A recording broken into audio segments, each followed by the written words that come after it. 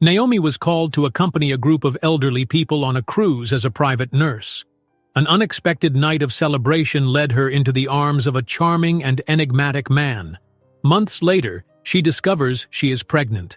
When seeking help, she encounters difficulties that ultimately prove worthwhile. But before we dive into the full story, let me know where you're watching from and what time it is. Now, subscribe to the channel and let's get started. Naomi clutched her worn canvas bag, her fingers tightening around the straps as she waited in line to board the towering cruise ship. The vessel stretched out before her in sleek lines of polished rails and gleaming glass panels. Around her, the buzz of excited passengers blended with the distant cry of gulls. Every step forward brought her closer to the check-in desk, and she hoped, to a moment of peace. She needed this job desperately, and the thought of failure made her heart pound.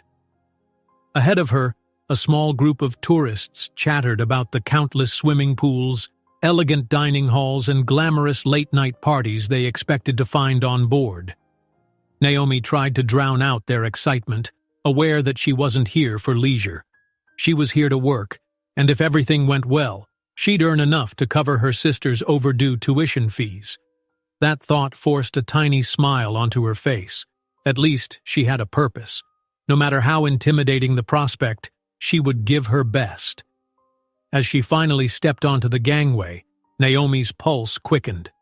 Inside, the grand lobby rose 2 stories high, complete with a luminous chandelier that refracted the overhead lights into rainbow shards on the polished floor. Guests milled around, collecting welcome cocktails and marveling at the ornate decor. Naomi felt a flicker of self-consciousness. Her uniform was plain, only a name tag pinned to the left side of her blouse. Still, she squared her shoulders and quietly reminded herself she had a job to do. Her mission was straightforward. She had been hired to care for a small group of elderly passengers who needed specialized attention. It was a temporary position, but if she did well, maybe it would open doors. She barely had time to admire the decor before a voice called her name from across the lobby. Turning, she saw a short, round-faced woman with lively brown eyes waving enthusiastically from beside a cluster of upholstered chairs. This had to be one of the elderly guests assigned to her care, Mrs. Martha, if Naomi recalled correctly from the list she'd studied earlier. "My dear, look at this place," Mrs. Martha exclaimed, her smile warm and inviting. "You must be Naomi, our nurse, yes?" Naomi nodded and stepped closer. "Yes, I'm Naomi. It's lovely to meet you." "It's lovely to meet you too, child," Mrs. Martha replied, taking Naomi's hands in her own. "I'm so relieved we have a nurse along. The ocean air can do wonders for the spirit, but we older folks sometimes need a bit more than the sea breeze." Her cheerful manner set Naomi at ease. The rest of the group, a handful of older men and women dressed in comfortable resort wear, introduced themselves. One gentleman with a silver cane, who introduced himself as Anselmo, joked about how he was ready to dance the night away despite being well into his 70s. Naomi's lips twitched upward at the idea of Anselmo on a dance floor, swirling to a lively beat. A uniformed coordinator approached, looking somewhat rushed. He gave Naomi a quick nod and explained her responsibilities. Take regular vitals for the elderly passengers under her watch, ensure they attended scheduled activities, and stand by during any potential health emergencies. Though the job description sounded daunting, Naomi's training and passion for caring for others gave her confidence. She signed a few documents, acknowledging her duties, and soon found herself following the group to their cabins. The hallways on the lower decks were wide, lined with soft carpeting and gentle lighting. Naomi noted the cabin numbers for each of her charges. Marta and Anselmo occupied neighboring rooms. Anselmo's door boasted a small nameplate that he had personally taped up, "Anselmo's Hideaway." Naomi smiled at that personal touch. Along the way, the elderly group chattered about how someone really big might be on board. It was apparently a hot topic. Whispers had spread that the actual owner of the luxury ship, or perhaps his family, was doing a discreet inspection. According to rumors, he was rarely seen, preferring to keep a low profile. Naomi, though curious, had too many immediate concerns to dwell on gossip. Not much later, she hurried to the upper deck after hearing that Anselmo had begun climbing an outdoor staircase, determined to see the ship's vantage point himself. The problem was that midday sunshine beat down heavily on the decks, and Naomi worried he might overexert himself. She emerged onto an open-air space with shining wooden floors and teak railings. Warm air brushed her face, carrying the scent of salt water. "Anselmo?" she called, scanning the scene. Many passengers stood leaning over the rails to watch the harbor fade behind them. Then she spotted him, halfway up a short flight of stairs leading to the next deck level. He looked unsteady, weaving slightly on his feet. Naomi broke into a quicker stride, alarm tightening in her chest. She found him gripping the railing, breathing heavily. "Anselmo," she said, pressing a gentle hand to his shoulder. "You should have waited for me. Are you feeling dizzy?" He opened his mouth to answer but couldn't manage more than a weak nod. Naomi steadied him with one arm and quickly reached into her pocket for the small kit she carried, a portable blood pressure cuff and a stethoscope. Before she could wrap the cuff around his arm, another pair of hands arrived to help support him. "Easy there," came a low, calm voice at her side. Naomi glanced over and noticed a tall man with sun-kissed hair and a straightforward expression. He was holding Anselmo's other arm, his stance firm and confident. "I saw him stumbling," the man added softly. "Is he going to be okay?" She offered a grateful smile. "I think so. Let me check his blood pressure." With remarkable composure, the stranger helped guide Anselmo onto a nearby bench.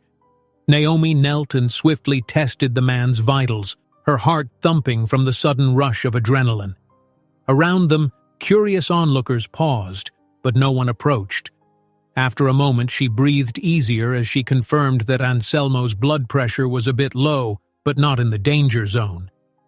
Anselmo mumbled a quiet apology, insisting he only wanted to get a better view. Naomi gently patted his shoulder and shook her head. Better safe than sorry. As Anselmo's head cleared, Naomi turned to thank the stranger but paused, suddenly unsure. There was a subtle grace in the way he moved, a kindness in his eyes that made her feel momentarily self-conscious. "Thank you for helping," she said, somewhat breathless from the ordeal. He gave a courteous nod, still hovering close by to ensure Anselmo remained steady. "No trouble at all. I'm just glad I was here in time." His voice was quiet, yet it carried a certain confidence. Naomi found herself observing his demeanor, the way he politely stepped aside to let her work, the gentle but unwavering support he offered. She realized this was no ordinary passenger. Without quite knowing why, she felt his presence put everyone at ease. Eventually, Anselmo stood, leaning on his cane with renewed vigor. He made a light-hearted joke about needing a new heart if he wanted to keep up on this grand cruise. Naomi felt relief wash over her, grateful that the scare had passed. By then, a uniformed staff member bustled over, face pinched with concern. "Is everything all right here?" he asked, his tone formal. "It's under control," Naomi said.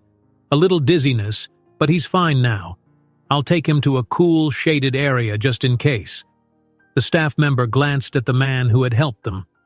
He nodded once and seemed ready to speak when the tall stranger caught his eye. An unspoken understanding passed between them.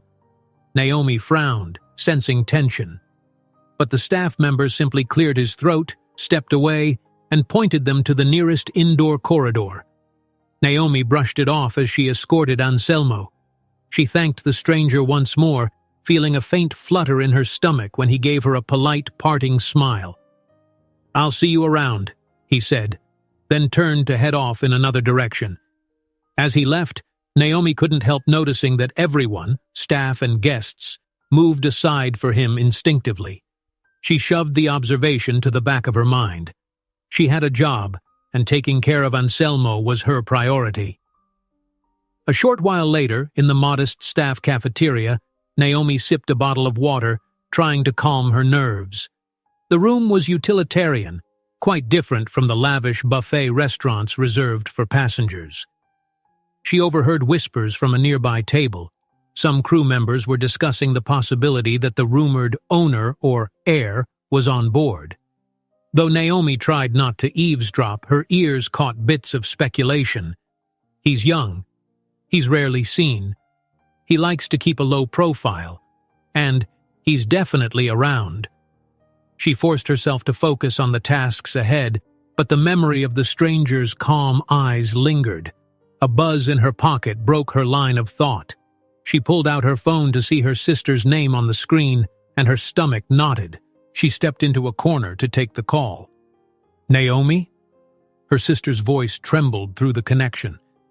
"I got another letter from the bursar's office. They're serious about the overdue fees." Naomi closed her eyes. "I'm sorry. I promise I'll handle it. This contract on the cruise, I'll have the money after the trip. Just hold on, okay?" Her sister's sigh was laced with worry. Naomi's heart sank at the helplessness in that sound. A wave of guilt washed over her. She wished she could do more immediately, but the job's payment would only clear once she completed her assignment. It was the best she could manage for now. When the call ended, she slumped against the wall and glanced out a nearby porthole. Somewhere beyond the ship's hull, the ocean stretched into the horizon. She checked her watch and noted that her shift would start again soon.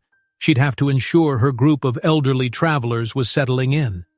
But the conversation with her sister lingered in her mind, adding a weight of urgency to everything. She decided to take a brief walk on the main deck, hoping the fresh air might clear her thoughts.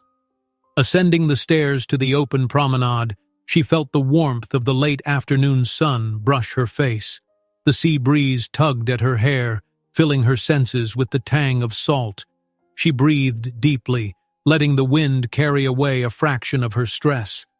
As she leaned against the railing, her gaze drifted to the line of the horizon where sky and water met in a seamless wash of blues and golds. For a moment, her burdens felt lighter. The ocean had a way of reminding her of life's vast possibilities, even when she felt cornered. Then, from the corner of her eye, she noticed movement. Turning, she saw him again, that tall, sun-kissed stranger who had helped Anselmo. He stood at the far end of the deck, seemingly lost in thought. His posture carried both confidence and a quiet reserve. Naomi wondered if he was just another passenger who happened to have a calm demeanor, or perhaps someone of greater importance than he let on.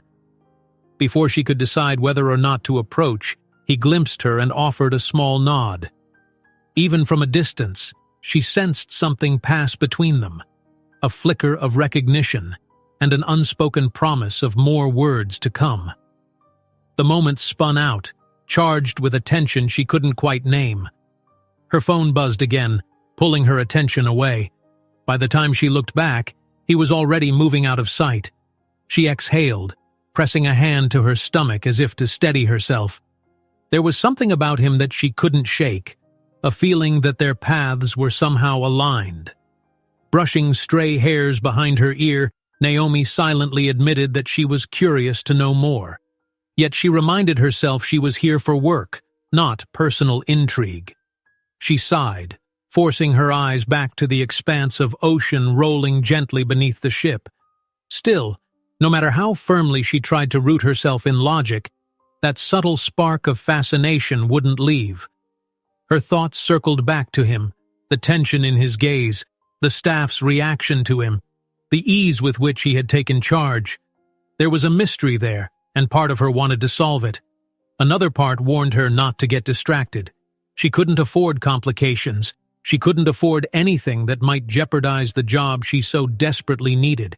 Yet the heart rarely obeys the mind in moments of curiosity and possibility. Even as she tried to keep her composure, she felt an undercurrent of excitement stirring. Perhaps there was more to this journey than she'd first imagined.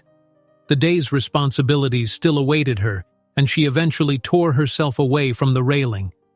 But as she descended toward the lower decks, she carried a new restlessness, a flutter of anticipation that refused to be quelled. Naomi forced herself to recall the older passengers who depended on her. That was priority one. Everything else came second. Deep down, though, she sensed something was about to change. She got back to her makeshift desk in the medical station, checked a few charts, and answered a call from the ship's main reception about a passenger requesting seasickness remedies. By the time evening approached, she felt exhausted and still anxious. The phone call with her sister weighed heavily on her, but she resolved to be strong. This job was a blessing, and she intended to do it well. The sun dipped below the horizon, painting the sky in brilliant hues of orange and pink.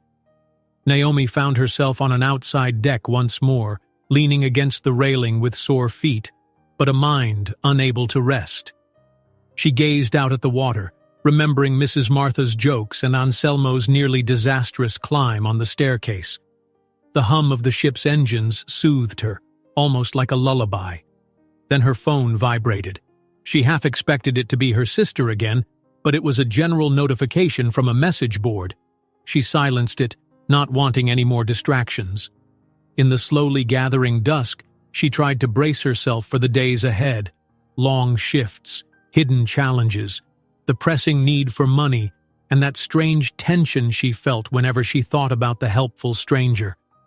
Her thoughts spiraled through a haze of worry and cautious hope. Though she knew the next weeks could be exhausting, she also felt a quiet excitement flickering, as though she stood on the edge of a deeper story. The questions formed in her mind. Would she solve her sister's crisis in time?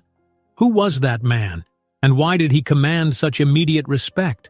Was there a chance that the rumors were true, that he was the actual owner of the ship? She closed her eyes, letting the sea breeze wash over her once again. Far across the deck, a familiar figure passed silently, lingering in the corridor lights for a fleeting moment. Her pulse thudded.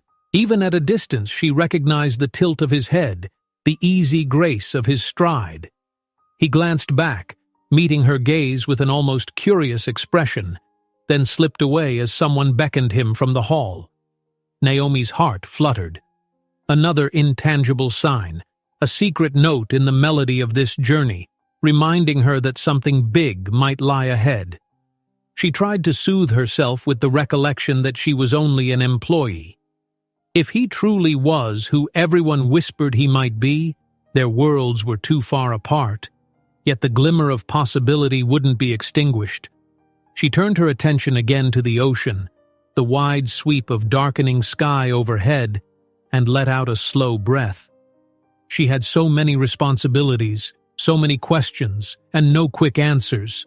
But one thing was certain. This was just the beginning. Suddenly her phone rang again. It was her sister. Naomi hesitated, remembering the shaky voice from earlier, but answered, prepared to comfort her in the only ways she could.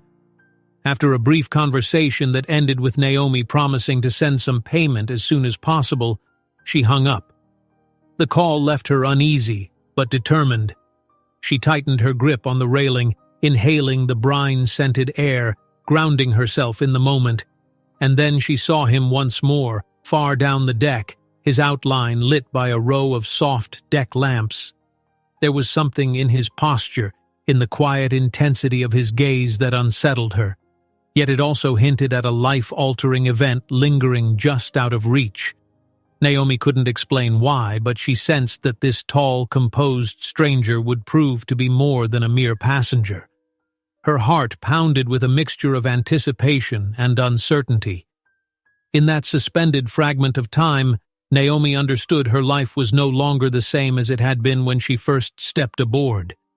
Her path, once so narrowly fixed on the goal of helping her sister, was about to intersect with something unforeseen. She only hoped she was ready.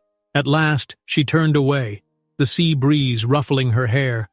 Soft light glimmered off the water, and the low rumble of the engines lulled the scene into a gentle hush.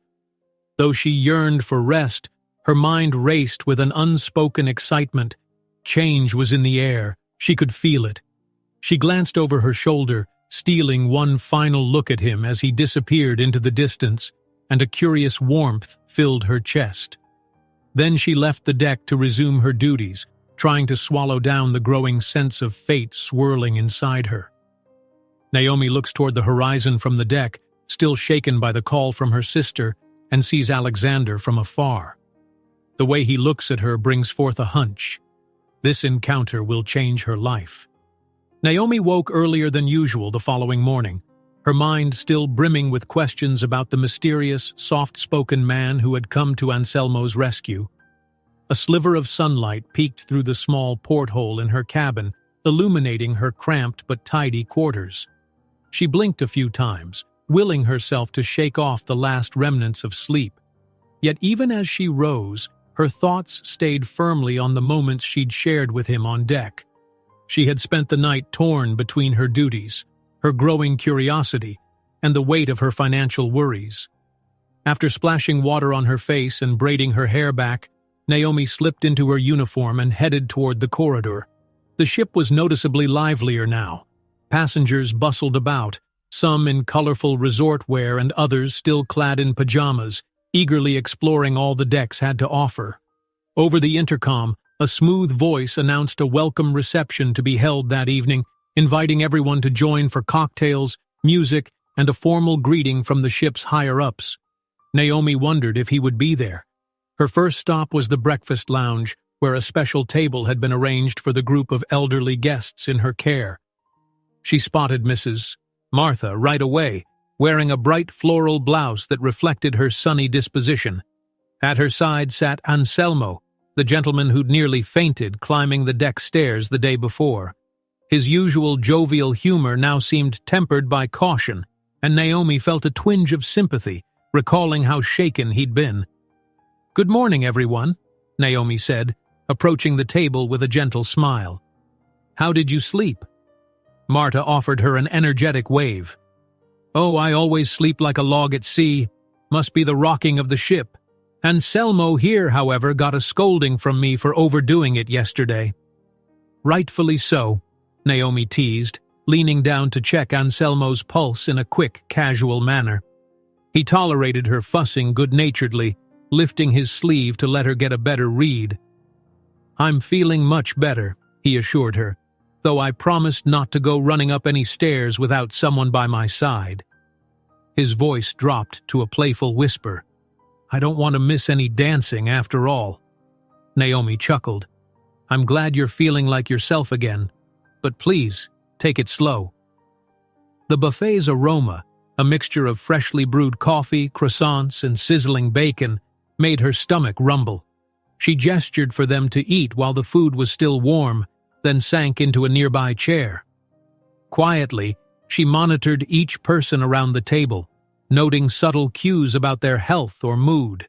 She'd been hired to care for them, but the group almost felt like a circle of new friends. Halfway through the meal, Mrs. Martha picked up on Naomi's distracted gaze. With a grandmotherly warmth, Marta patted Naomi's hand. "You seem distant, dear.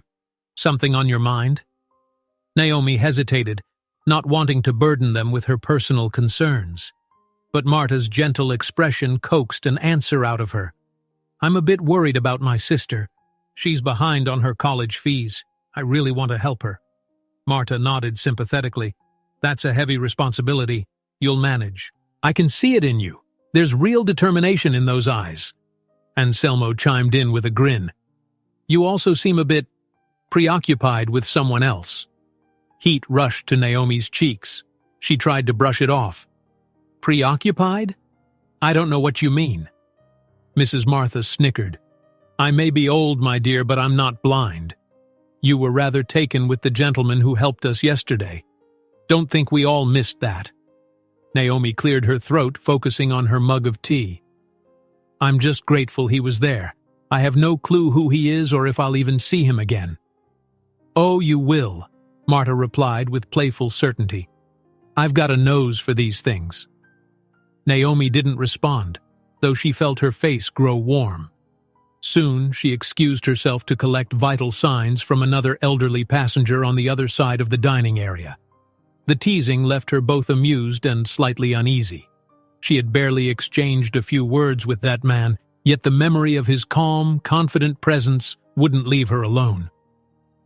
By mid-morning, Naomi had checked on all her assigned passengers. Most of them seemed energetic and eager for the evening's events. She paused in a corridor near the main lounge, reading a notice about the night's reception. The poster mentioned music, a short address from the ship's senior staff, and a chance for the passengers to mingle. Naomi's heart fluttered at the possibility that the intriguing stranger might be there, though she scolded herself for focusing too much on him. A familiar voice interrupted her thoughts. "Naomi, there you are." She turned to see one of the cruise staff approaching, a man named Raoul, who wore the crisp uniform of guest relations. "Hey, I've been looking for you. Some of us wanted to say thank you for stepping in so quickly when Anselmo nearly fainted." Naomi waved off the praise. "I was just doing my job." "But it helped keep everyone calm," Raoul insisted. "I heard that man who assisted you was also pretty impressive in how he handled the crowd. Know who he is?" She shrugged, trying to sound casual. "No, I don't. Maybe just another passenger with a good heart." Raoul leaned in slightly, lowering his voice. "All I've heard is rumors. Some say the owner of the ship is traveling incognito to see how things run when nobody knows he's around. If that's true, it could be him, or it could be someone else entirely. Hard to say, given the number of VIPs on board." Naomi's pulse quickened. "I guess we'll find out eventually," she said, forcing a polite smile before continuing on her way. She ran into the stranger far sooner than she expected, nearly colliding with him as she stepped around a corner outside the medical station. He looked fresh and relaxed, wearing casual attire that somehow still managed to look impeccable. She caught the faint scent of cologne, subtle yet disarmingly pleasant. "Sorry," she murmured, stepping back to regain her balance. He steadied her with a light touch to her forearm. "No harm done. Are you all right?" "I'm fine." She cleared her throat. "I was on my way to restock a few medical supplies." He nodded, his eyes steady on hers for a moment. "Good. I just wanted to check on your patient, Anselmo. Is he feeling better today?" She smiled, touched by his concern. "Much better, thanks. In fact, he's back to teasing everyone about how he plans to dance tonight." "That's great to hear. Thank you for taking care of him." Naomi hesitated, unsure if this was her chance to ask more personal questions. At the same time, she didn't want to sound pushy. "I'm glad you were there to help too." He offered a modest shrug. "I did what anyone else would do in that situation." Not everyone has such a calm head when faced with an emergency. For a moment he just watched her, his gaze intent but friendly. "I suppose. Anyway," he said, glancing over his shoulder, "I won't keep you from your work." She wanted to call after him, maybe ask if he'd be at the reception that night, but her voice caught in her throat. Before she could gather the courage, he gave a polite nod and slipped away into the lively crowd passing through the corridor. The rest of the day went by in a blur of activities. Naomi accompanied her elderly group as they strolled along the deck, took photos beside the rails, and played cards in the lounge. Every now and then, she'd spot that golden brown head of hair at the edge of her vision, or catch a glimpse of his tall frame among other guests. Yet each time, before she could approach, he disappeared, swallowed up by the shifting streams of people. As evening arrived, the excitement among the passengers became contagious. People dressed in their nicest outfits for the welcome reception.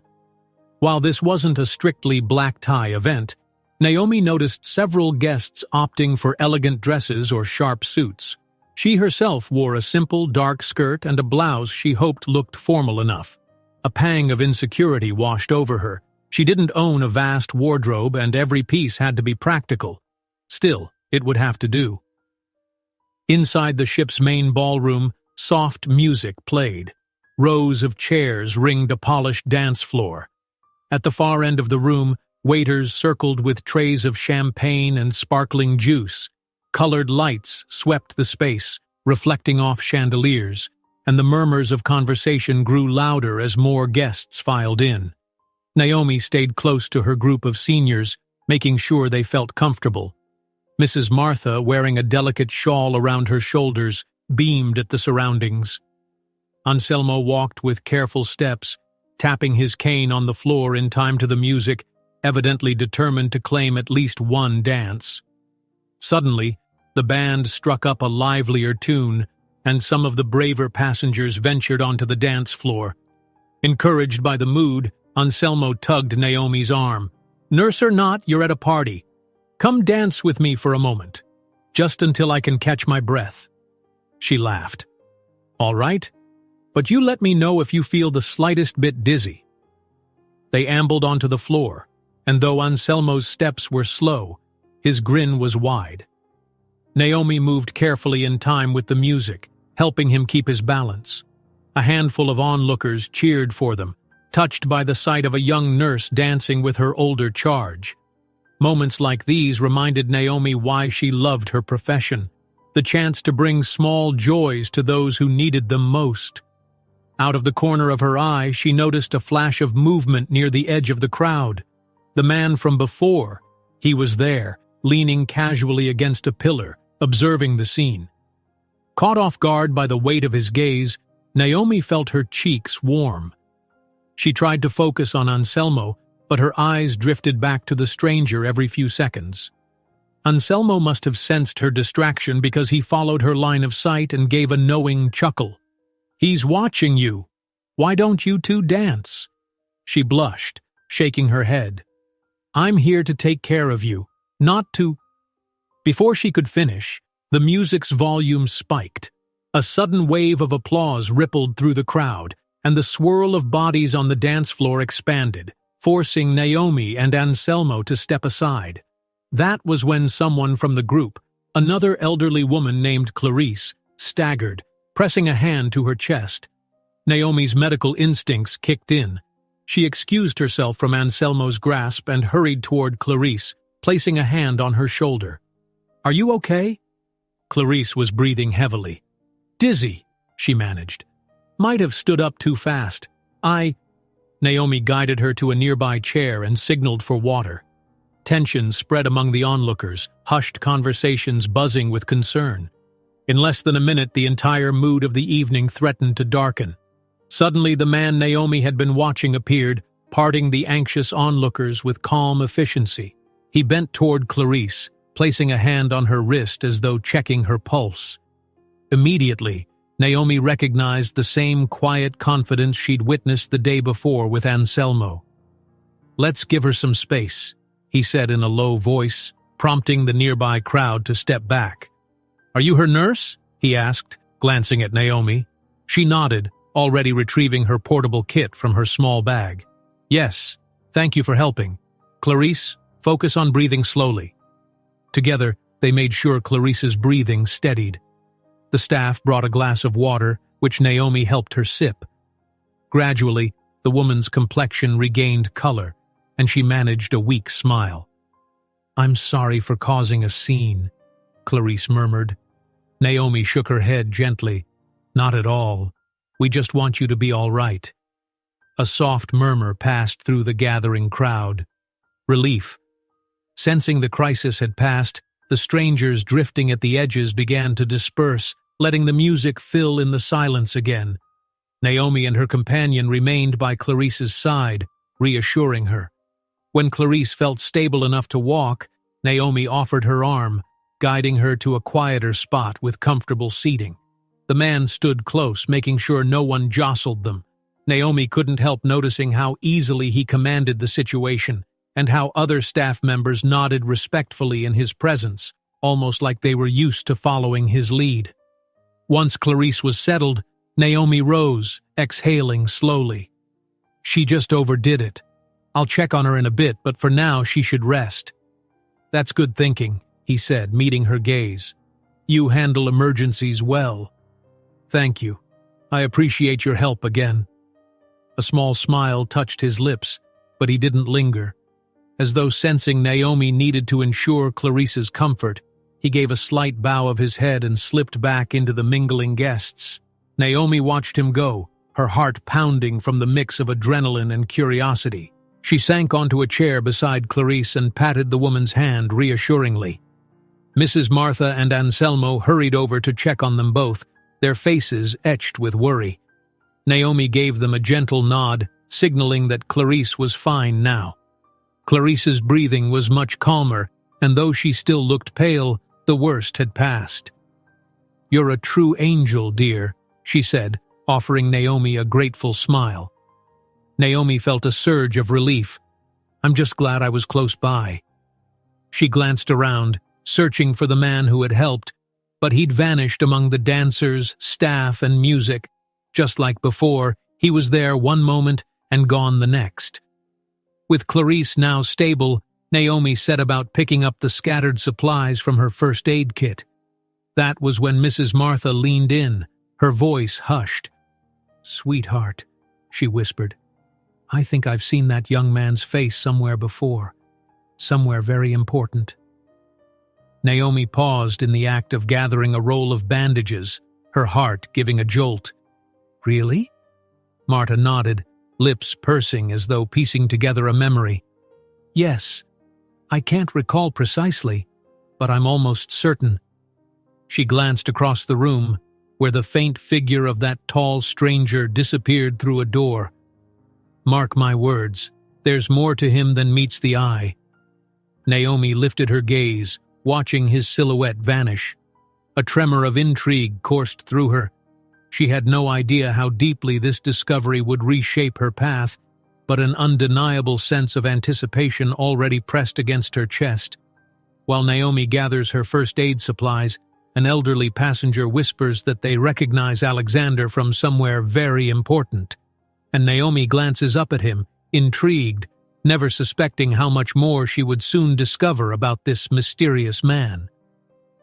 Naomi woke up the following day with a restlessness she couldn't quite name. The soft glow of morning light seeped into her cabin, reminding her she was miles from home, surrounded by endless water. Though her bedside clock showed it was still early, she knew there'd be no more sleep.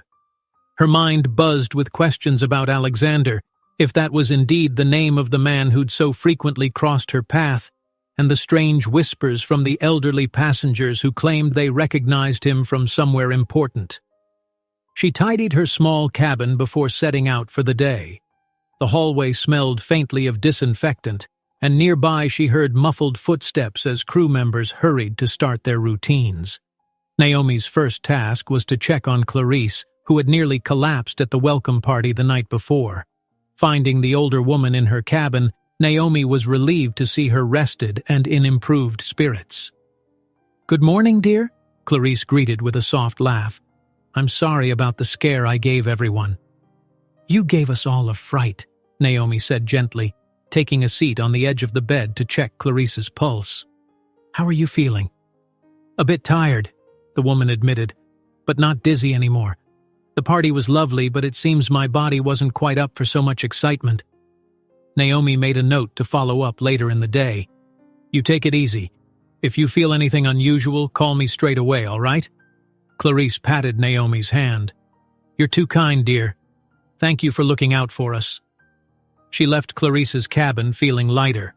One crisis down, at least for the moment. But her thoughts soon drifted elsewhere.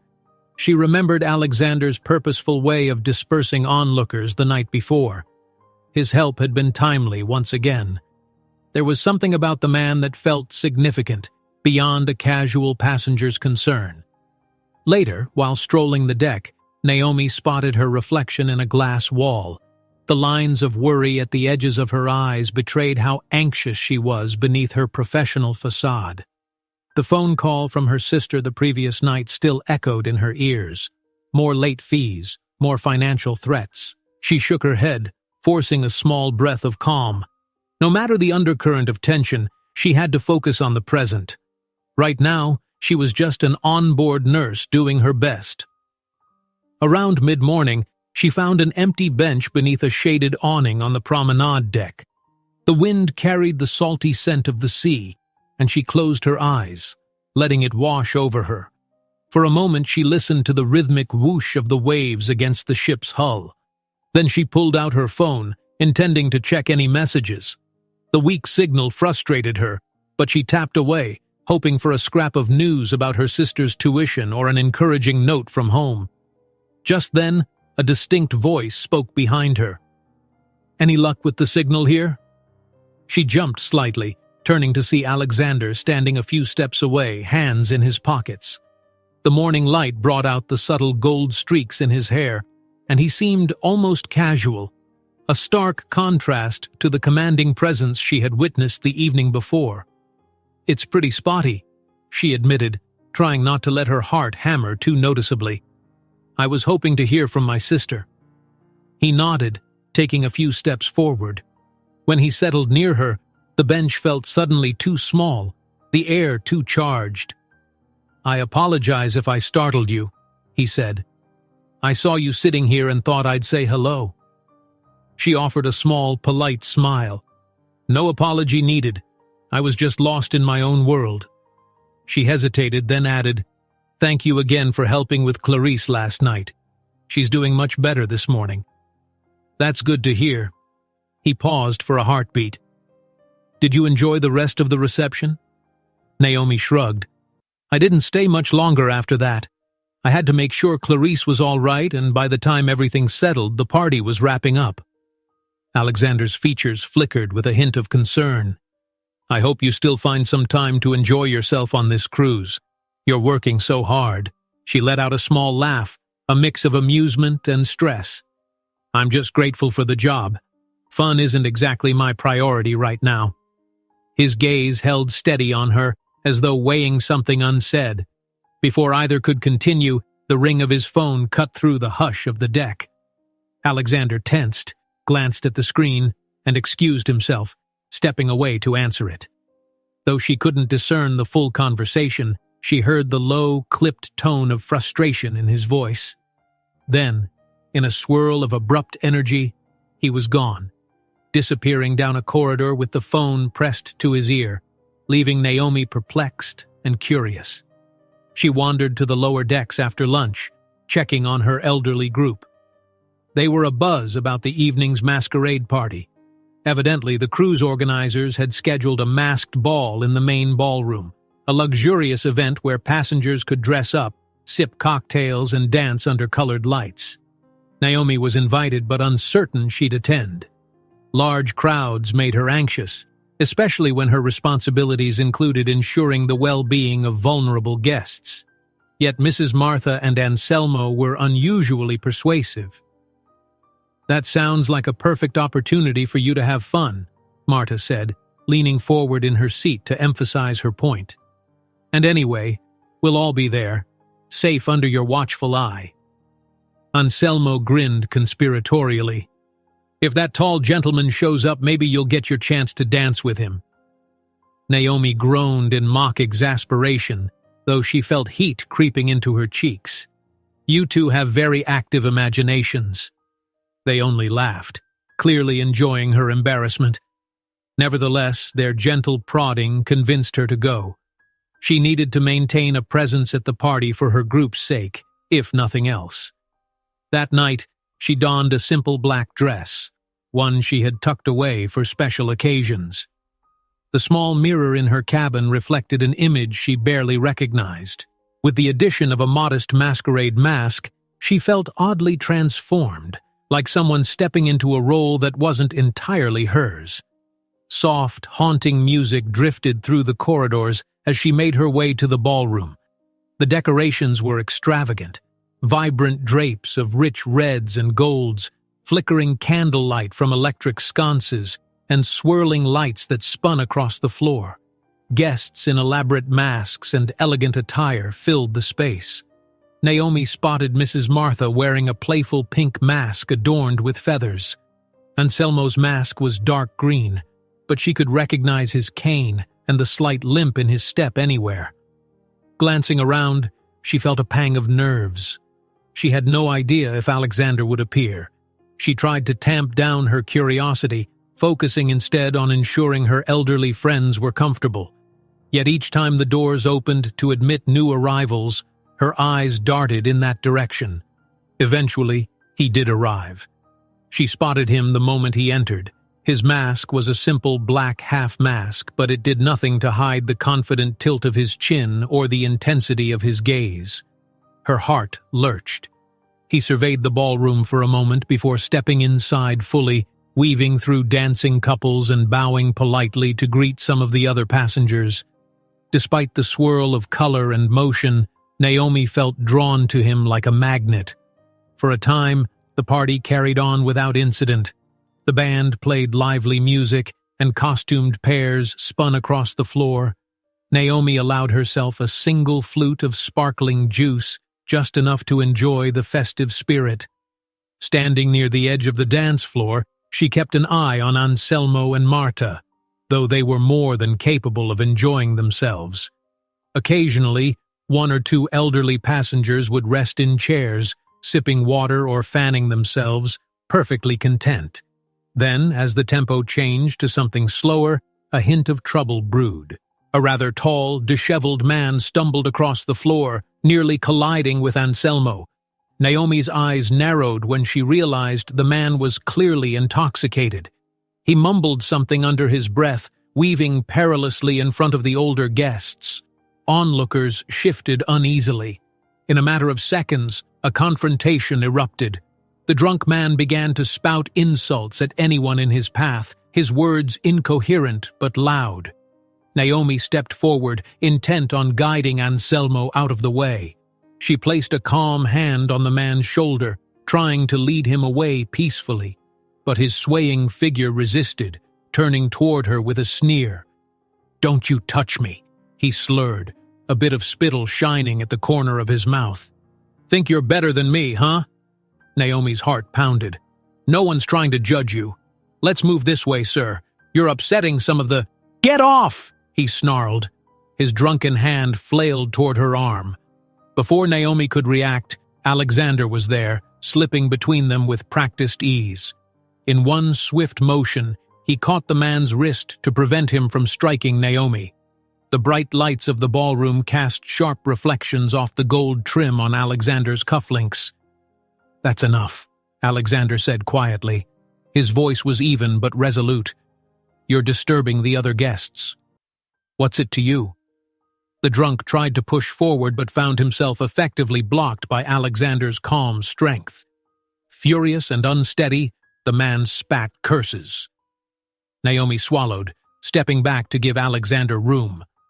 Within moments, a pair of security staff arrived. Alexander motioned for them to escort the disruptive man away. The commotion drew stares from nearby dancers, who paused to watch the scene unfold. A hush fell over the immediate circle of partygoers as they took in Alexander's confident stance and the decisive way he dealt with the situation. When the security team led the drunk man out, Naomi exhaled a shaky breath, her pulse still hammered from the sudden confrontation. She looked up at Alexander, unsure whether to thank him or ask if he was okay. The crowd around them began to disperse now that order had been restored, though many cast lingering, curious glances in Alexander's direction. "That was intense," Naomi managed to say at last. He turned to her, the faint outline of a reassuring smile on his lips. "Are you all right?" She nodded, finding her voice. "Yes, thanks to you." Before he could respond, a new wave of music struck up, lively and joyful, as though attempting to erase the tension. Alexander offered Naomi a hand. "This might sound strange given the circumstances, but would you like to step away from here for a moment? Perhaps get some fresh air?" She hesitated only briefly. "I'd like that." They wove through the masked crowd until they reached the ornate doors that led to an outdoor deck. Once outside, the night air felt instantly soothing against Naomi's skin. Stars sparkled above, their reflections dancing on the dark ocean surface. Alexander leaned against the railing, inhaling deeply. "I'm sorry you had to see that altercation," he said, his tone gentle. "Some people can't handle their liquor." Naomi joined him, arms resting on the railing. "No need to apologize. You intervened just in time. Thank you." Silence stretched between them, filled by the distant rush of water.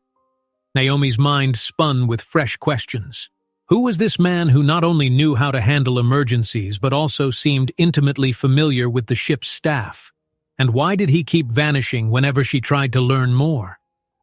As if sensing her thoughts, Alexander shifted, turning to face her more fully. The soft overhead lights on the deck caught the edges of his mask, highlighting his eyes.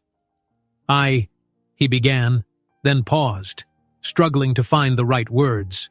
Just as Naomi opened her mouth to ask him a burning question, the door to the deck burst open, and a staff member hurried out. "Sir, I'm so sorry to interrupt," the crew member said breathlessly. "We need you inside. There's an urgent matter that requires your attention." Alexander's expression tightened in frustration. He glanced at Naomi with an apologetic look, a storm of conflicting emotions in his eyes. She felt a pang of disappointment. Once again, their conversation was cut short before he could reveal anything about himself. He bowed his head slightly. "I have to go. Will you be all right here?" Naomi forced a faint smile and nodded. "Yes, I'll be fine.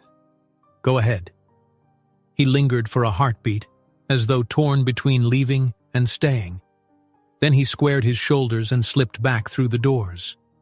Naomi remained at the railing, heart full of unspoken questions. The night air pressed in, laden with possibilities she couldn't fully grasp.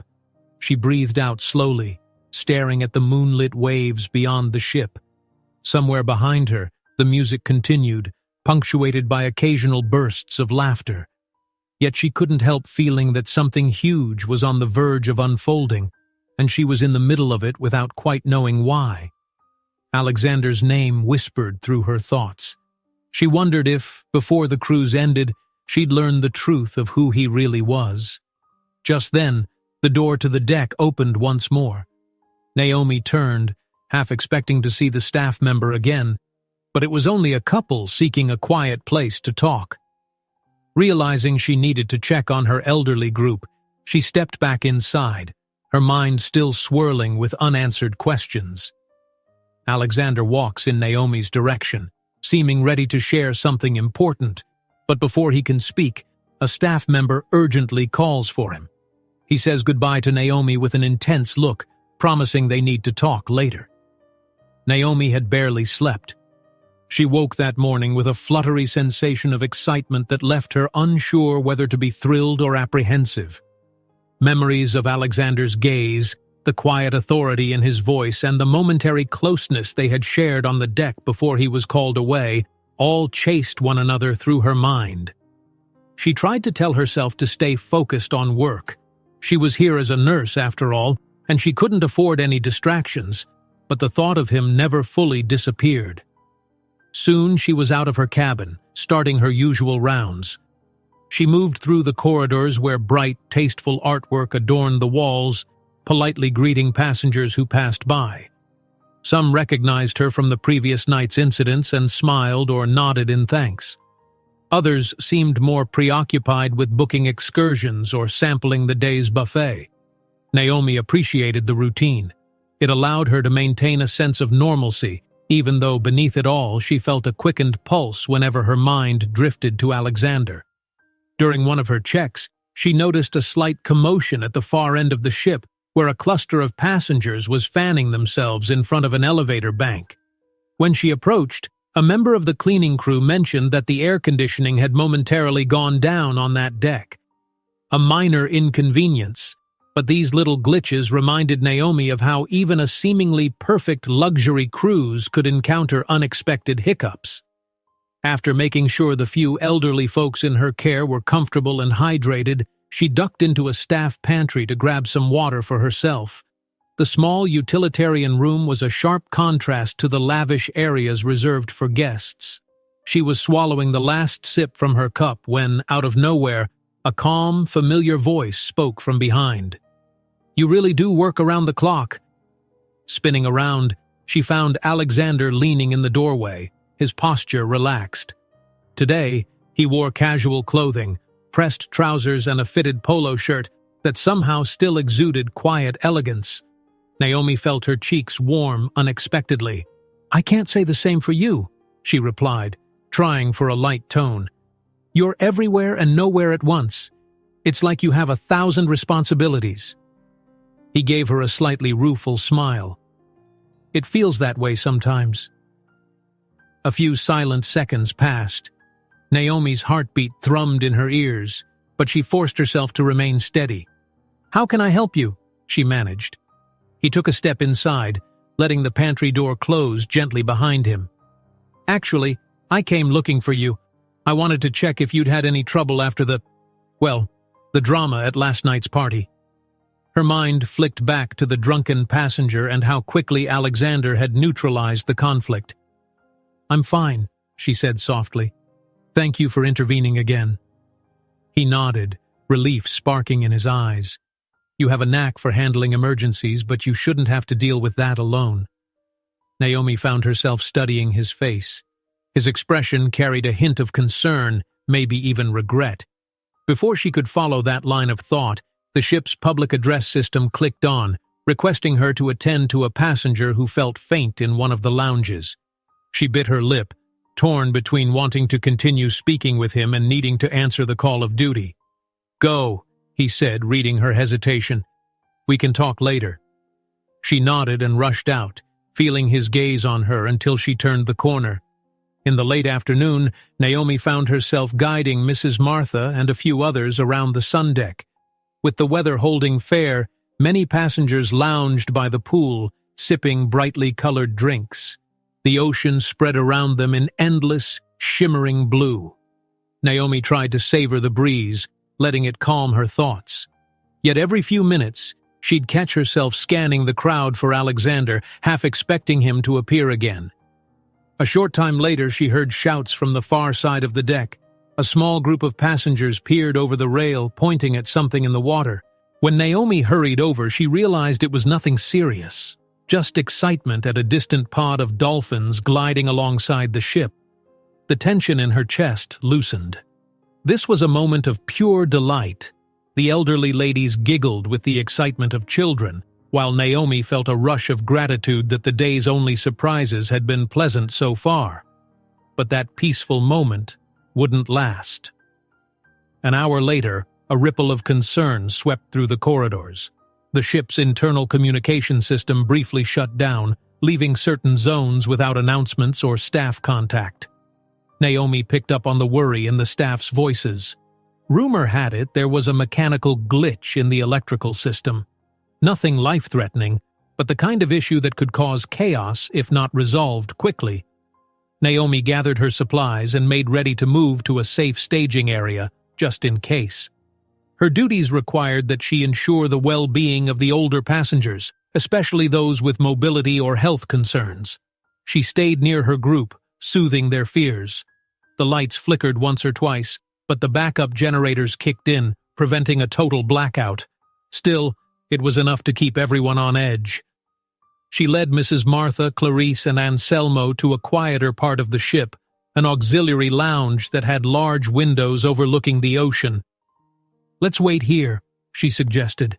"The staff will keep us updated, and we'll stay away from any crowded staircases or elevators until everything's sorted out." It was while she was reassuring them that Alexander appeared again, this time with a purposeful stride and a tension around his eyes.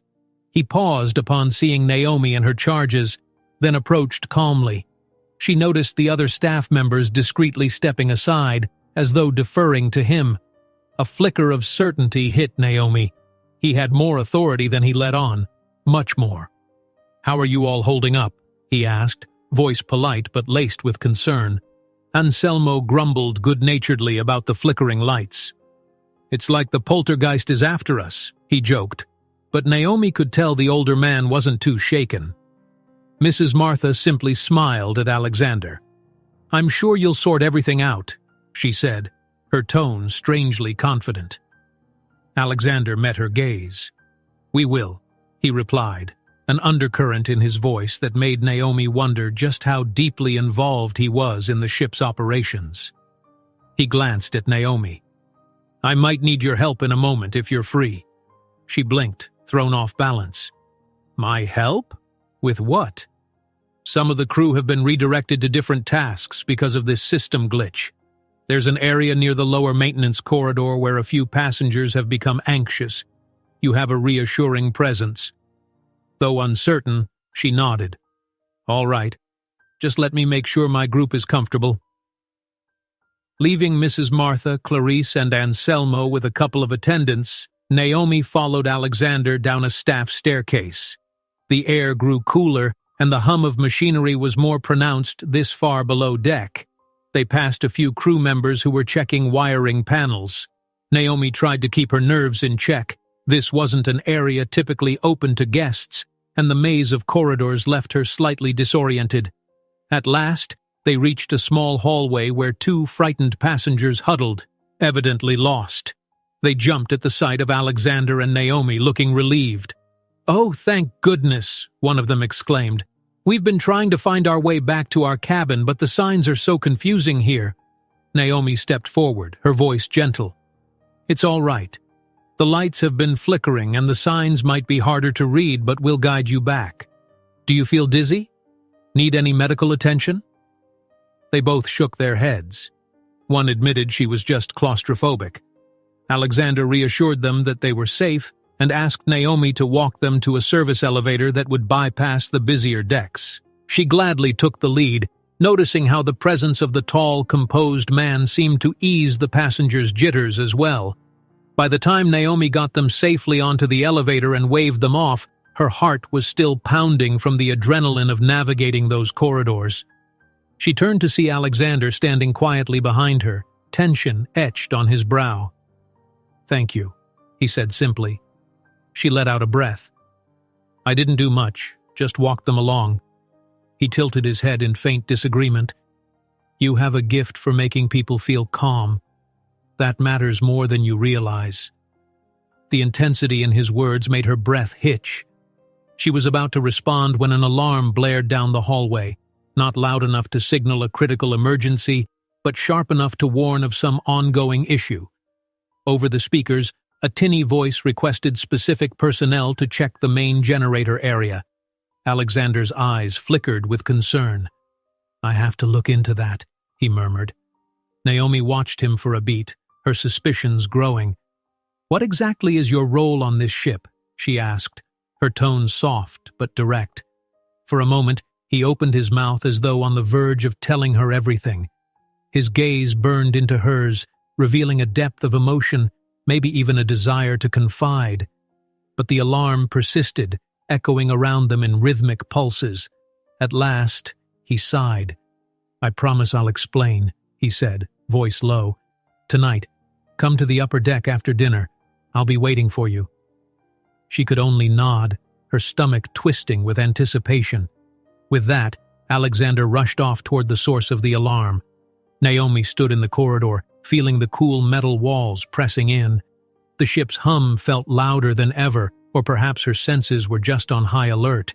She realized this man had the power to change everything in her life, for better or for worse.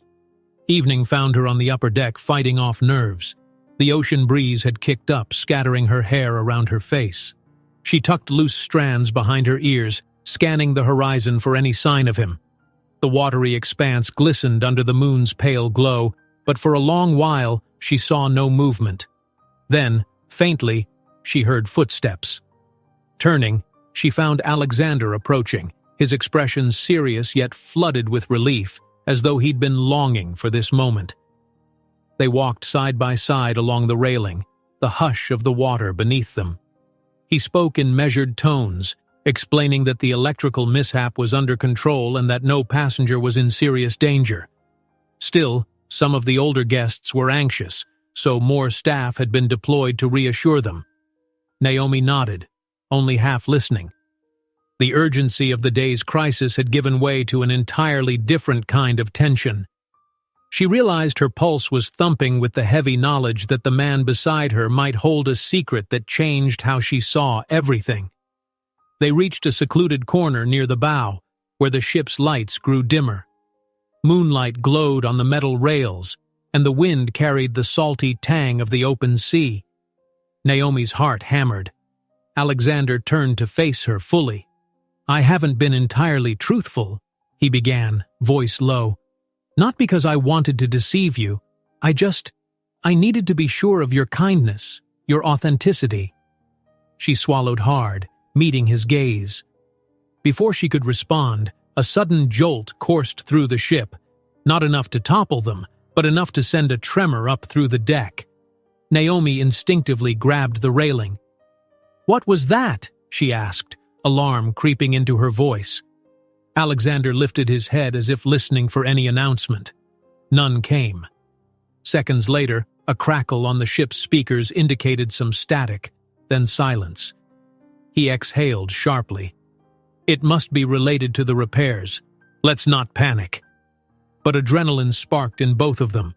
Naomi felt her chest tighten. This day had been relentless, one challenge after another. They stepped away from the railing as the overhead lights flickered ominously. Footsteps pounded on a distant stairway, and she guessed more crew were racing to investigate whatever had caused the jolt. Alexander caught her gaze. "We might need to go see if anyone needs help." Naomi nodded, her thoughts spinning.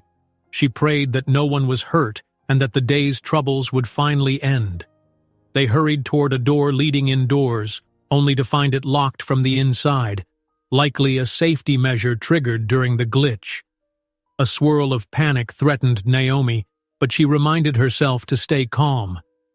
"We can cut around through the other side," she offered, leading him toward a set of exterior stairs. As they reached the landing, the overhead light flickered, then steadied. He placed a hand on her shoulder, guiding her carefully. They managed to circle around to a rear entrance and slip inside. The corridor was empty, but the echo of distant voices told them many people were in the main atrium or the staff areas, dealing with whatever malfunction had shaken the ship. At last, they found an isolated hallway where the lights held steady. She leaned against the wall, breathing hard. He ran a hand through his hair, looking equally shaken. Then, their eyes locked with an intensity that made the entire rest of the world seem to dissolve. The closeness, the brushed nerves, the swirl of relief at finding no immediate danger. It all converged into a spark of raw electricity. He spoke quietly. "Naomi?" She didn't wait for him to finish. Whether it was the lingering fear of the mechanical issues or the emotional roller coaster of the entire day, she surged forward, closing the gap between them. Their lips met in a rush of pent-up need. For a moment, she forgot they were on a ship, forgot the flickering lights and the pressing concerns. Her mind swam in a haze of warmth, of his heartbeat against hers. He slipped an arm around her waist, and she let her worries fade to static. The hallway's hush enveloped them, the tension of the day transmuting into a tender urgency. At last, they broke apart, breathless. She opened her eyes to find his face only inches away, concern and desire swirling together. He parted his lips to speak, but a staff member's distant shout wrenched them back to reality. "We should get you to your cabin," he said softly. "It's safer there until we're certain everything is stable." She nodded, her head spinning. In silence, they made their way through a series of passages. When they reached the door to her cabin, he lingered, one hand resting lightly on her arm. "I promise," he murmured. "I'll tell you everything. It's just, my responsibilities call me away again." For a split second, Naomi's frustration simmered, but she saw the conflict in his expression, the regret and the urgency. Carefully, she pulled her keycard from her pocket, swiped it, and stepped inside. He hovered in the doorway, seeming poised to say more. Yet a crackle on his phone, a summons from some unseen authority, drew his attention.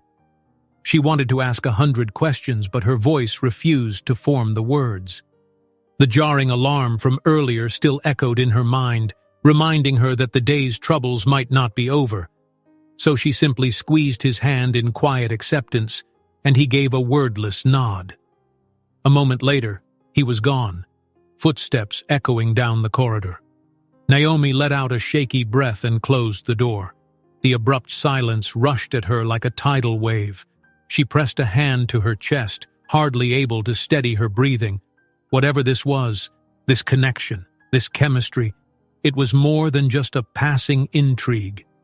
Something had shifted between them, and she felt it in every beat of her racing heart.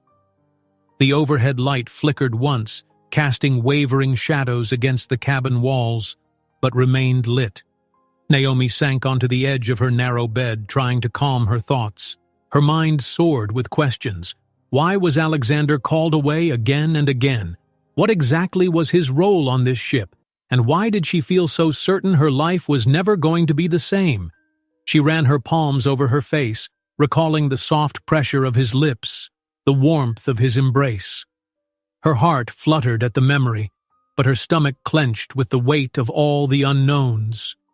With her heart pounding, Naomi closed the door of her cabin, feeling that something profound had changed in their relationship. Naomi had barely left her cabin that morning when she noticed something different in the way people moved about the corridors. Even the hum of the ship's engines seemed charged with an undercurrent of tension she couldn't quite define. She paused near a wide window that overlooked the ocean, trying to compose herself. The memory of the previous evening lingered in her thoughts. Her and Alexander's near-intimate conversation on the deck, cut short by yet another call for his attention, followed by that unexpected heated kiss in a deserted hallway. Her cheeks warmed at the thought of it. Once she felt more grounded, Naomi started her rounds. Anselmo, Clarice, and Mrs. Martha awaited their usual medical check-ins, though in truth she'd grown almost as much a friend to them as a nurse.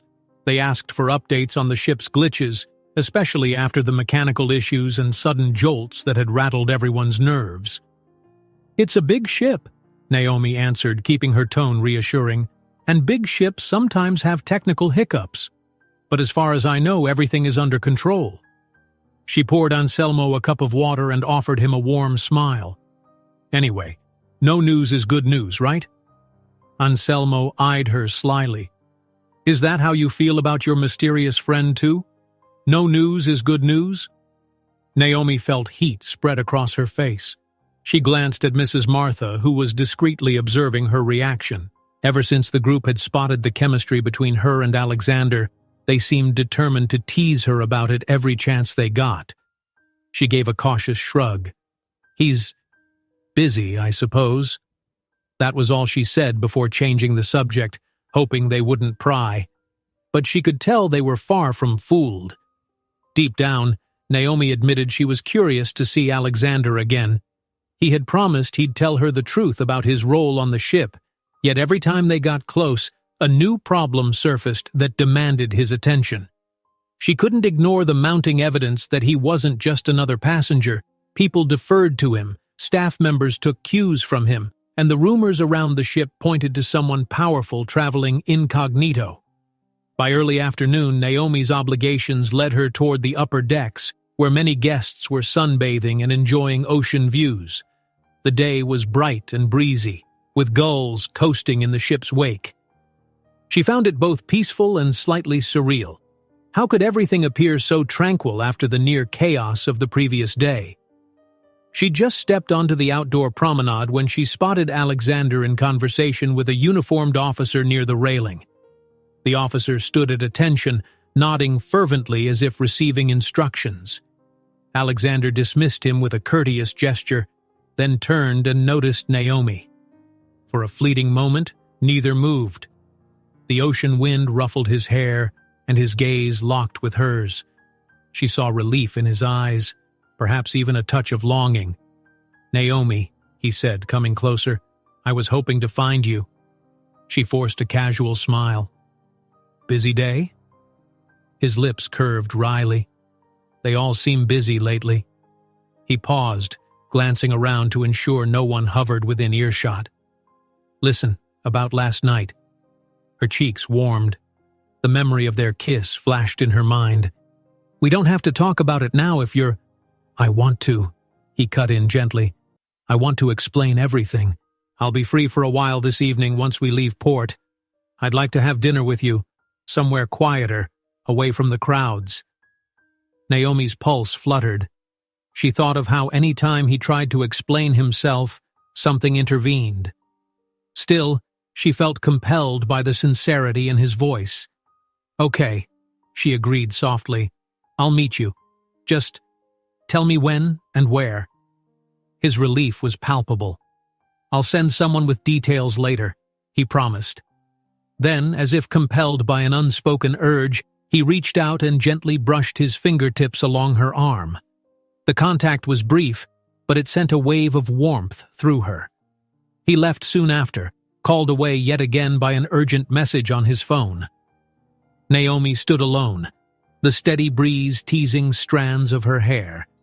She stared after him, questions swirling in her mind. Who exactly was he? And why did she feel so certain she could trust him? That evening she found a note slipped under her cabin door, a simple invitation with a location and time. Her heart thudded at the neat handwriting. Determined not to overthink it, she changed into a modest but elegant dress she'd brought along, deep blue with a flowy skirt that moved gently around her legs. She kept her hair simple, pinned back on one side. A slight nervousness fluttered in her stomach, but she steadied herself. She was here to finally learn the truth after all.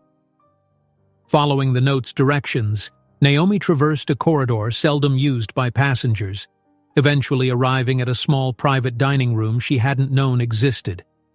Soft yellow light emanated from wall sconces, and a large window revealed the endless night sky and dark waves rolling beyond.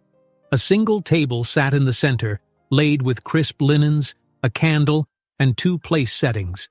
The entire space felt worlds away from the bustle of the main dining halls.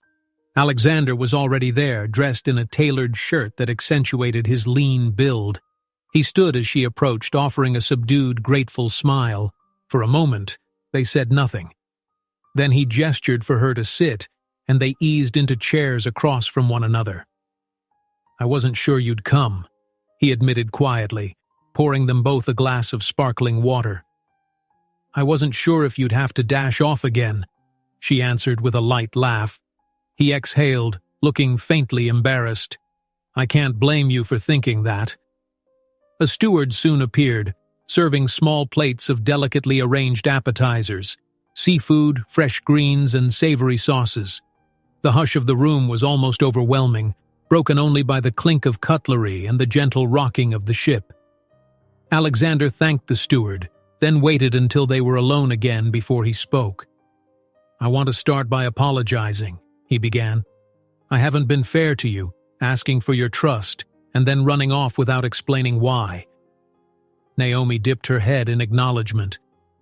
"You've certainly been mysterious, but I sense you have your reasons." He looked out the window for a moment, as though gathering his thoughts. "I'm Alexander Whitfield," he said at last, voice calm but loaded with meaning. "My family founded Whitfield Cruises decades ago. I'm not just a guest here. This entire ship, this entire line, really. My father built it up, and I'm expected to continue his legacy." Her heart pounded. Hearing him say it out loud felt surreal, even though she'd half guessed the truth. "So you really are the owner?" He nodded, searching her face for signs of shock or disappointment. "I've been traveling incognito to see how the staff and passengers are treated when there's no obvious boss watching over them. I want to understand the business from the ground up, not just in corporate offices, but I also never anticipated meeting someone like you, someone so genuine, someone who sees people for who they are, not for their name or wealth." Naomi's mind whirled. For a moment she had no idea what to say. She recalled every time he'd vanished to handle a crisis, every staff member who seemed to revere him. It all fell into place now. "I suppose that explains a lot," she said softly. "And you thought I might treat you differently if I knew?" "Yes," he admitted, "and many do. They see me as a bank account, or an opportunity for personal gain. I'm sorry if it feels like I deceived you. I just—" He trailed off, his eyes flickering with vulnerability. Naomi reached across the table, placing her hand gently over his. "I understand. You might have chosen a better approach, but I get it. I'm not angry, just stunned." Relief washed over his features. He squeezed her hand. "Thank you." The steward returned briefly, leaving a main course of seared fish and vegetables seasoned with aromatic herbs. Naomi and Alexander ate slowly, the weight of honesty settling between them. At times they drifted into light chatter, her sister's tuition struggles, his experiences growing up in the shadow of an empire. Other times they lapsed into comfortable silence, letting the closeness speak for itself. Eventually, the steward removed the plates. Candlelight flickered against the dark glass of the window, revealing only the faint reflection of two figures leaning closer than before. Naomi could feel the warmth in her cheeks and the butterflies in her stomach intensify. Alexander rose, offering his hand. "Would you like to step closer to the view?" She followed him to the wide window. Though it showed only the black expanse of night and the glitter of distant stars, it felt intimate to stand there together. She tilted her head, meeting his gaze. "What happens now?" He brushed a stray lock of hair behind her ear. "If I have my way, we'll figure that out together. My family's name, the pressure of it all. It's a lot. But I've realized I can't keep living my life in fragments, always 1 foot in, 1 foot out." Naomi's heart thudded. She recalled her own sense of responsibility, the urgent need to earn money, to help her sister, to stay grounded. Yet in this moment, with his fingers softly tracing circles against her arm, she couldn't deny the magnetic pull she felt toward him. Slowly, as if drawn by an invisible force, their lips met. This time, it wasn't rushed or frantic. It was full of pent-up longing and unspoken promise.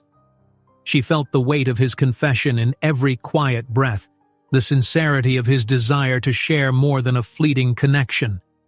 The kiss deepened, tender and searching, and Naomi found herself melting into his warmth. They eventually broke apart, gazing at each other in the dim light. Alexander's voice came out husky. "Stay with me tonight." Her pulse fluttered. For all the tension and half-formed words, it felt so natural to say yes. She took a moment to breathe, ignoring the swirl of doubts about whether she was moving too quickly. The sincerity in his eyes reassured her.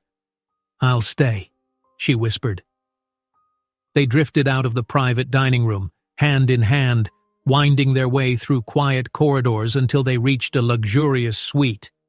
She entered hesitantly, noticing the refined touches, soft carpeting, tasteful artwork, an expansive view of the ocean through floor-to-ceiling windows. It felt like stepping into another world, far removed from her modest cabin. Alexander turned on a small lamp, bathing the space in a gentle glow. He guided her further inside, then closed the door. The hush that fell over them was laced with anticipation. Her breath hitched when he drew her into his arms, pressing his forehead against hers. "Are you sure?" he asked, voice a hushed murmur. She nodded, eyes shining. "I am." The hours that followed blurred into an intense shared warmth, a surprising depth of closeness. Naomi felt safe in his embrace, as though for that stretch of time, the outside world didn't exist. She didn't think about the mechanical malfunctions, the debts, or the uncertainties. Nothing mattered beyond the two of them and the quiet surrender to what they were becoming. Eventually, dawn's pale light broke through the windows, casting a delicate glow across the suite. She stirred, blinking against the soft radiance. Alexander was still beside her, breathing steadily, his arm draped around her waist. A pang of vulnerability clutched at her chest. Morning often brought reality crashing back. How would they navigate the gulf between his life and hers? Gently, she slipped out of bed, not wanting to wake him. The plush carpeting muffled her steps as she searched for her clothes, neatly folded on a nearby chair. While collecting her belongings, she caught sight of Alexander's jacket, draped over another seat. Her gaze landed on something peeking from the inside pocket, a black leather card case. Curious, she stepped closer. Part of her felt like she was trespassing, but a stronger part felt compelled to understand the man she'd just spent the night with. Carefully, she opened the case. Tucked inside was a VIP identification card embossed in silver lettering, A. Whitfield, Whitfield Cruises. Underneath the name was a small emblem matching the ship's logo. Her heart pounded at this unmistakable proof of his status. She'd known the truth after last night's confession, but seeing it spelled out in crisp lettering felt overwhelming. In that moment, she realized how truly powerful he was, beyond just the rumor of being someone important. This was real.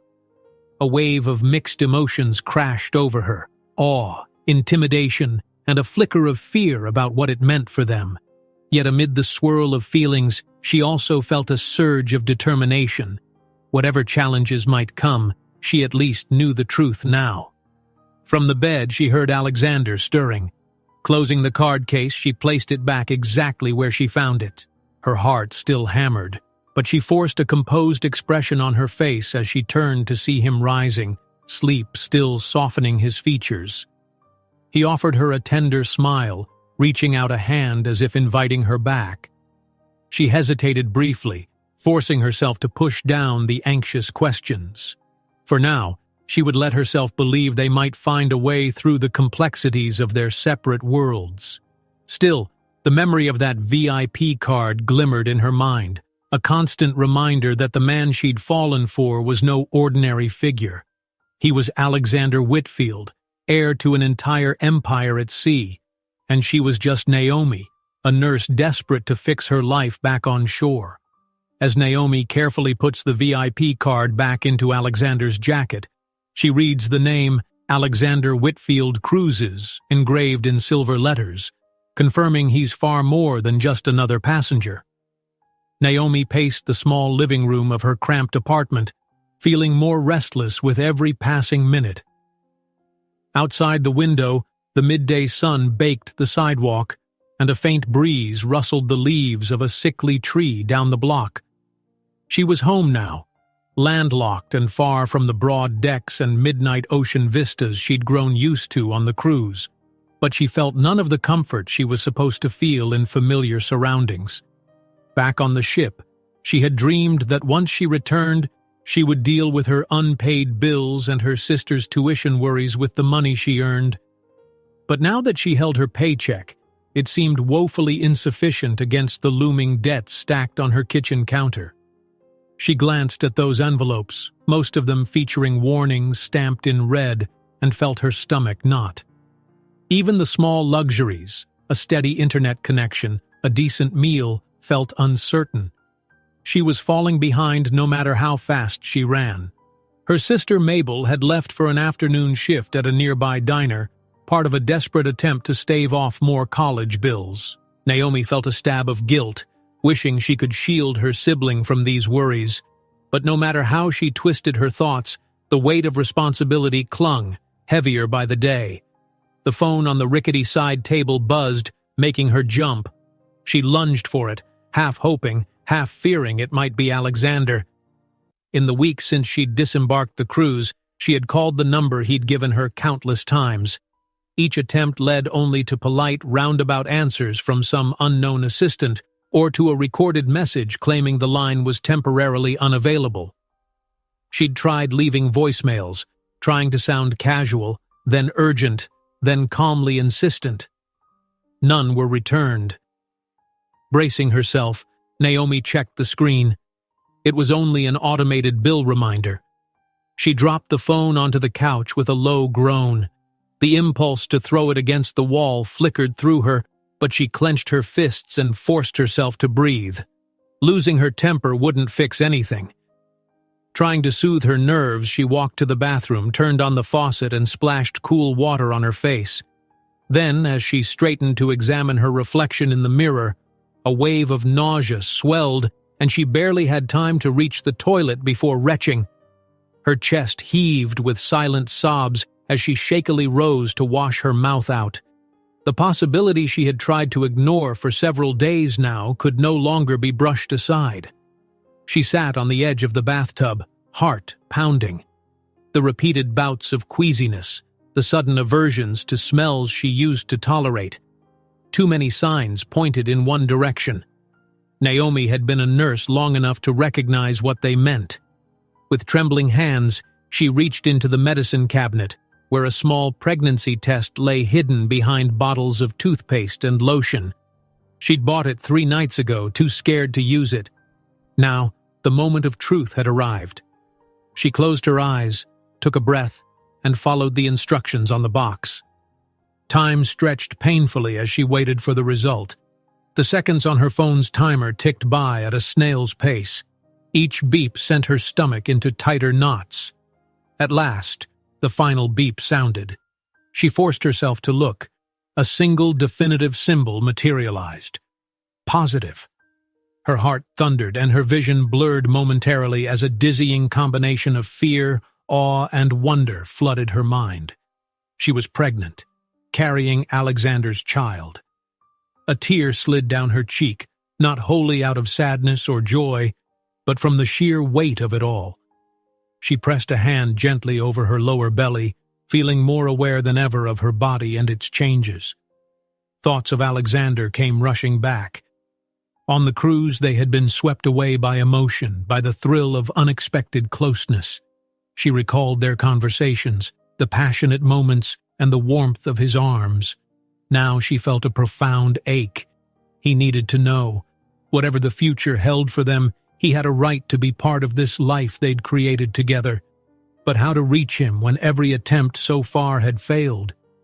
She spent the next half hour pacing the apartment, phone in hand, trying the number again. Voicemail, another attempt, voicemail again. In mounting desperation, she left messages that carefully skirted the full truth. She wanted to talk in person. She had something urgent to discuss. Please call her back. Yet each time, the automated recording cut her off, and she was left with a sinking feeling. What if he was ignoring her? Or what if his staff simply refused to pass along her messages? Despite her nerves, she finally turned on the TV to catch the evening news. She needed some distraction, or perhaps a stroke of luck. Maybe there would be some mention of Whitfield cruises, or an update on new ship expansions. Her heart leapt into her throat when, sure enough, a segment introduced Alexander Whitfield himself. The young heir to the Whitfield empire stood at a polished podium, flanked by corporate executives. He wore a sharp suit and a practiced smile. Cameras flashed and reporters' microphones jostled for space.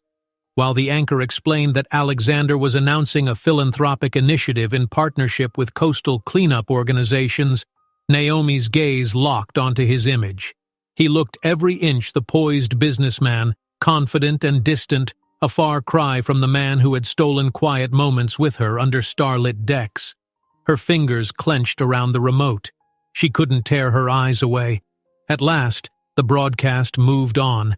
She turned the TV off, her heart pounding. She had seen him, alive, well, and seemingly oblivious to the fact that she was carrying his child. Could it be that he genuinely didn't know? Or had he found out and decided to cut her off? Her mind swirled with confusion. It took her another 2 days of inner debate before she decided to take decisive action. She discovered the address of the Whitfield Cruises corporate headquarters online, a sleek building in the city's financial district. Determined to give him the news face-to-face, she collected her most professional outfit, an older blazer and matching skirt, slightly worn but clean, and brushed her hair into a neat ponytail.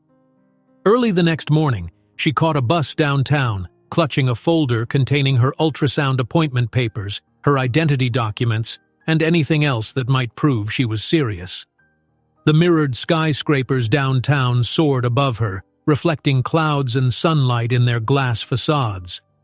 Whitfield Tower dominated the block, its emblem shimmering near the top floors. Naomi swallowed hard, stepping into the modern lobby. The hush of polished marble floors and towering columns pressed on her nerves.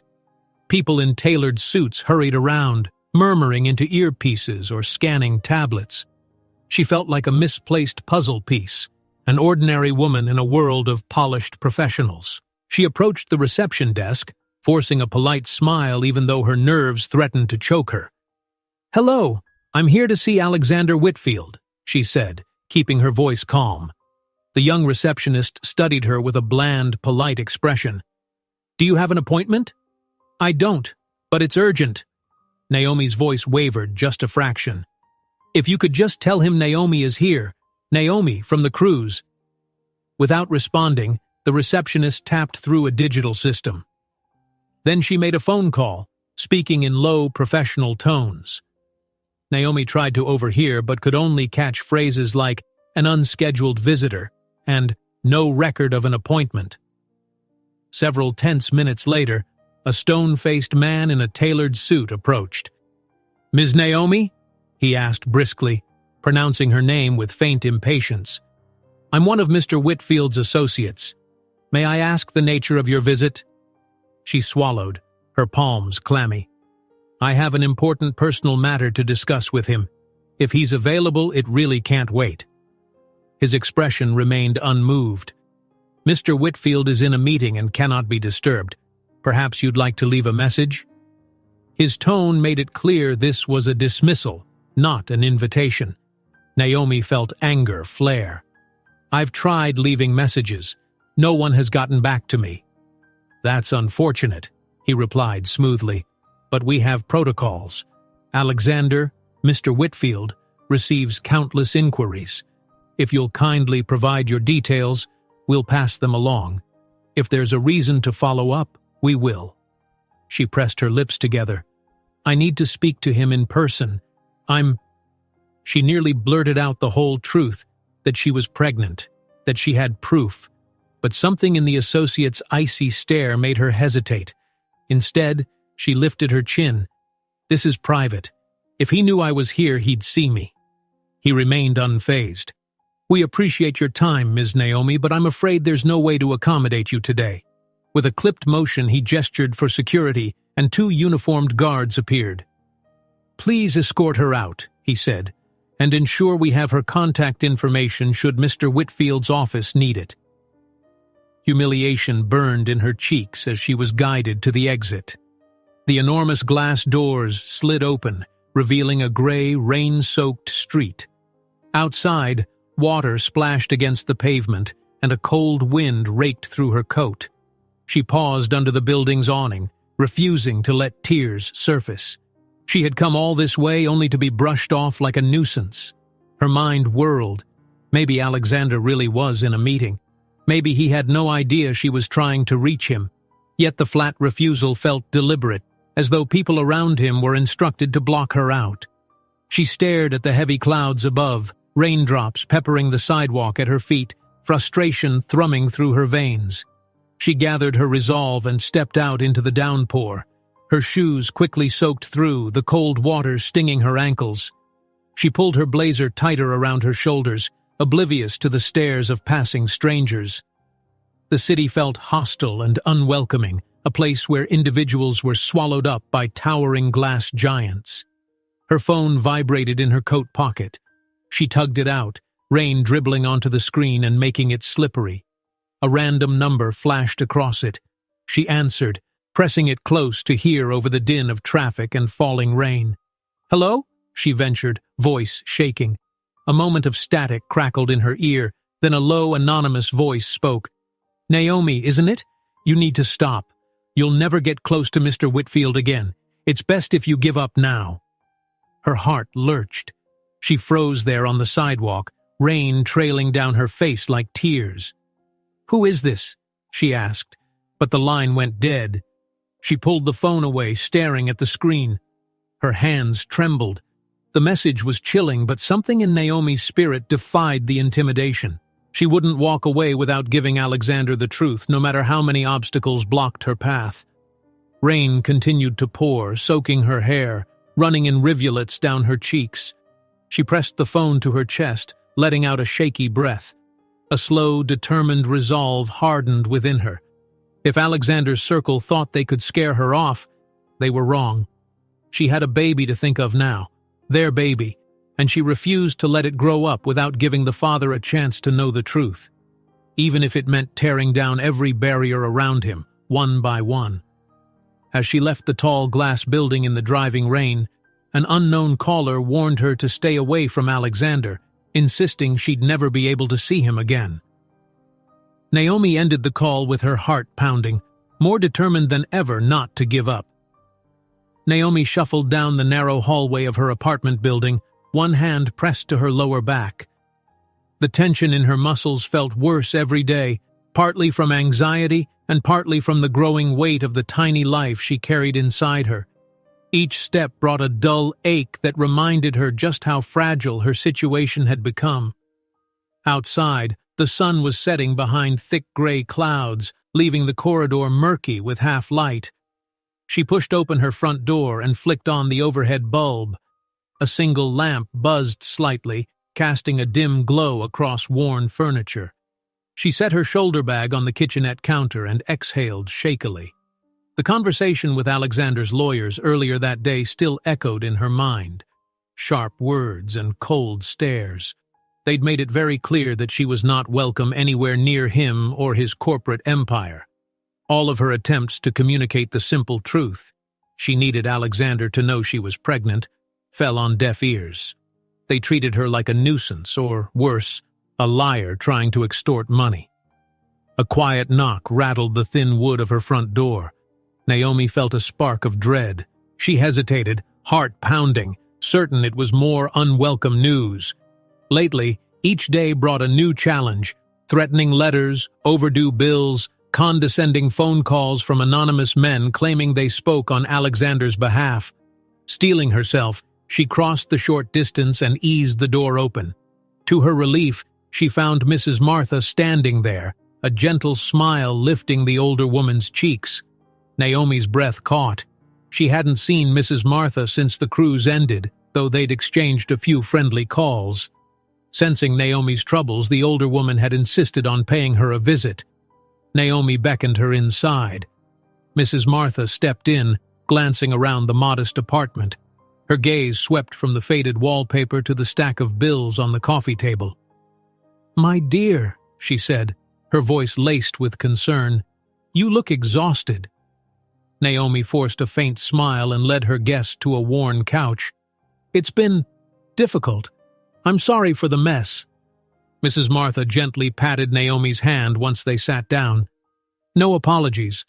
I came to see how you're doing, and to find out if there's any way I can help." Naomi felt a rush of gratitude well up in her, followed by a pang of embarrassment that she was in this position at all. Her hands trembled as she gestured to the stack of envelopes. "The bills keep piling up, and then there's my sister's tuition. I thought the cruise job would give me a cushion, but it barely covered the bare minimum. And now—" She hesitated, placing a protective hand over her belly. "Well, now I have another responsibility." Her eyes flicked to Mrs. Martha's face, checking for judgment, but Martha's expression remained warm. "You're pregnant," she stated gently, as though she'd already suspected. "Does Alexander know?" Naomi swallowed, eyes stinging. "I tried to tell him. He never got my calls, or so they say. When I went to his office, I was told to leave. His lawyers, they treated me like I was lying or trying to blackmail him." Mrs. Martha made an indignant sound. "Those sharks! They don't know who they're dealing with. Alexander is not that kind of man, I'm sure of it." She paused, considering. "I have a friend, a retired cruise director who still has connections high up in the Whitfield line. Maybe he can help you get in touch with Alexander directly, bypassing those meddling lawyers." Naomi's eyes flickered with a faint spark of hope. She remembered how, on the ship, Mrs. Martha always seemed to know the right people and have the right words of advice. "That would mean the world to me," she whispered, tears threatening to spill. "We'll figure it out, dear," Martha promised. "Your child deserves to have a father who knows they exist, and you deserve to be heard." Buoyed by the older woman's confidence, Naomi offered tea, though her cupboards held little beyond cheap packets and stale crackers. As she boiled water, she confided more of her recent struggles. Job rejections from local clinics, the humiliation she'd faced when attempting to speak with Alexander's staff, and the persistent calls from unidentified numbers warning her to give up. Each revelation made Marta's face darken with righteous anger. "They're bullying you into silence," Marta said, shaking her head. "I've seen it before. Powerful families sometimes go to extreme lengths to protect themselves from scandal. But you and I both know Alexander wouldn't condone that if he knew the truth. Naomi poured 2 mismatched cups of tea, her gaze dropping to the floor. Part of me worries he does know, and doesn't want anything to do with me. Mrs. Martha reached across the table, covering Naomi's hand with her own. From what I witnessed on that cruise, that man had genuine feelings for you. If you ask me, it's not him doing this. It's the people around him. They're protecting his reputation or the company's image, and they don't care about anyone who gets hurt in the process. Naomi clenched her hand around her teacup, releasing a shaky breath. She silently hoped Marta was right. She couldn't bear the alternative, that the tender moments she'd shared with Alexander had been nothing more than a fleeting affair in his eyes. The next day, Marta returned with a promise. Her friend had agreed to help arrange a meeting with someone influential, another retired executive who still had leverage within Whitfield Cruises. But the meeting wasn't for another week, and it wasn't guaranteed to reach Alexander directly. Naomi's heart squeezed with impatience, yet it was the best lead she had. As the days trudged on, her financial worries deepened. Landlords knocked on her door, demanding late rent. Her sister's college threatened to bar her from classes if tuition remained unpaid. The stress weighed heavily, and the pregnancy magnified her emotions. She battled waves of fatigue and bursts of nausea, sometimes wondering how she'd find the strength to keep fighting. In her few calm moments, Naomi tried to recall Alexander's face, how earnest he had looked when he spoke of wanting a life free from his family's manipulations. She clung to that memory like a lifeline, determined to believe he wouldn't abandon her. But each unanswered call ate away at her confidence. Occasionally, she entertained the possibility that he was deliberately ignoring her, choosing the safety of his empire over the reality of her condition. The thought left her hollow. One afternoon, a uniformed courier appeared at her door, delivering a manila envelope. A strange sense of dread clutched her as she signed for it. Once the courier left, she peeled it open. Inside, she found a cold, impersonal letter addressed to Ms. Naomi, typed on thick, expensive paper. "We understand you claim to have conceived a child with Mr. Alexander Whitfield. Our firm has been advised to resolve this matter promptly and discreetly. We are prepared to offer a settlement in exchange for your signed assurance of non-disclosure." The letter went on, referencing sums that made her eyes widen. They were offering a great deal of money, enough to clear her debts and stabilize her sister's tuition. Enough to live comfortably for quite some time. But the conditions were stark. No future contact with Alexander, no claims on paternity, and a binding agreement to never reveal her relationship with him or the pregnancy. Naomi felt sick reading it. Her fingers shook as she flipped through the pages.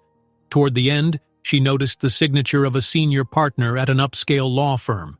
There was no mention of Alexander's own name, no direct acknowledgement of fatherhood, just references to the alleged child.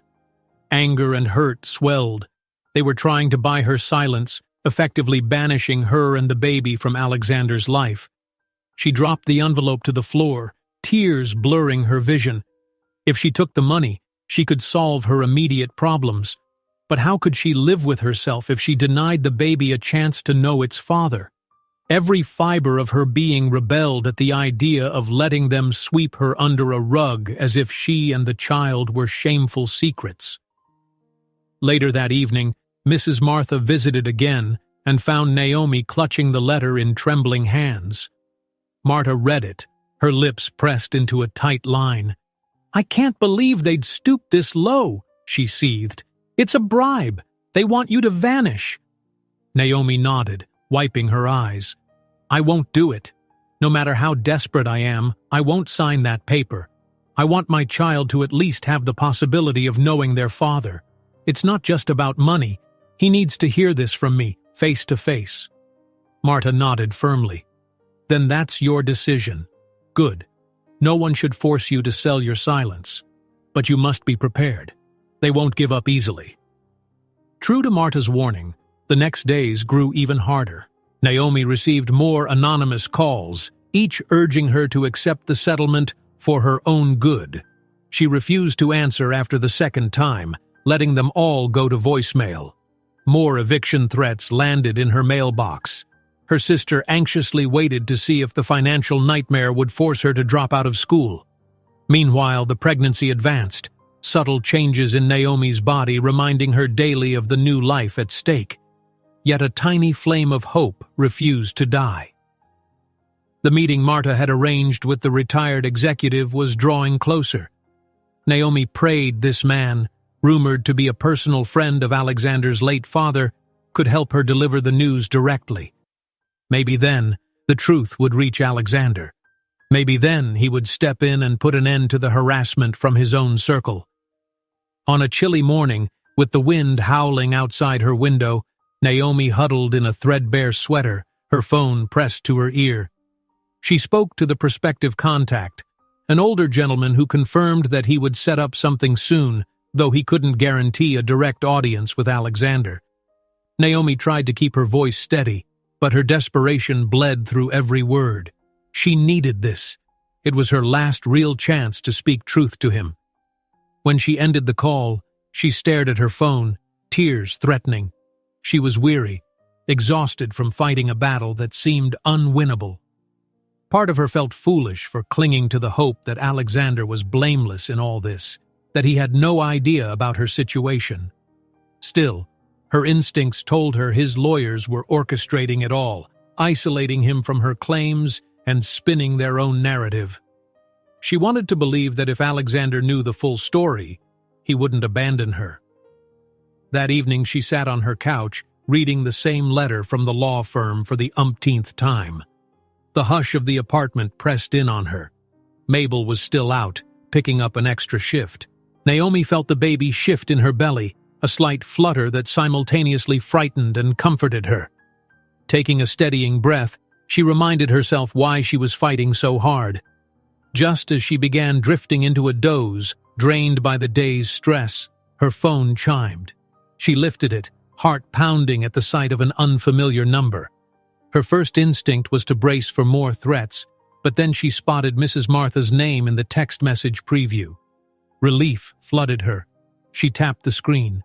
"I've spoken again with my contact. He arranged for you to meet someone who can get you closer to Alexander. The meeting is set for tomorrow, at a discreet location. I'll come by in the morning to help. Don't lose hope." A faint surge of adrenaline brought tears to Naomi's eyes. At last, an open door, however small. She whispered a shaky thank you to the still air. Her time was running out, and the baby was growing every day. But if tomorrow's meeting yielded even a narrow path toward reaching Alexander, she would take it without hesitation. Though Naomi is about to lose hope, Mrs. Martha's message promises that a contact can help her force a meeting with Alexander, an opportunity she refuses to let slip away. Naomi woke before dawn, too restless to sleep.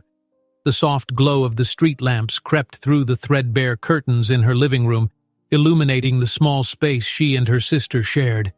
She clutched her mug of tea, feeling its warmth seep into her trembling fingers. Today was the day she was supposed to meet the contact Mrs. Martha had arranged, someone who claimed they could finally bring her face to face with Alexander. After everything, she was too wary to put much faith in it, but it was her only lead. Her sister still slept in the bedroom. Naomi could hear her gentle breathing through the thin wall. These days, Mabel juggled her college classes and extra shifts at a local cafe, trying to keep them afloat. Naomi's heart twisted at the thought. She used to be the dependable older sister, the one Mabel could rely on. Now Naomi could barely cover her own expenses, let alone help with tuition. The baby she carried changed everything, not just her financial situation but her sense of responsibility and fear of the future. Yet it also fueled her determination.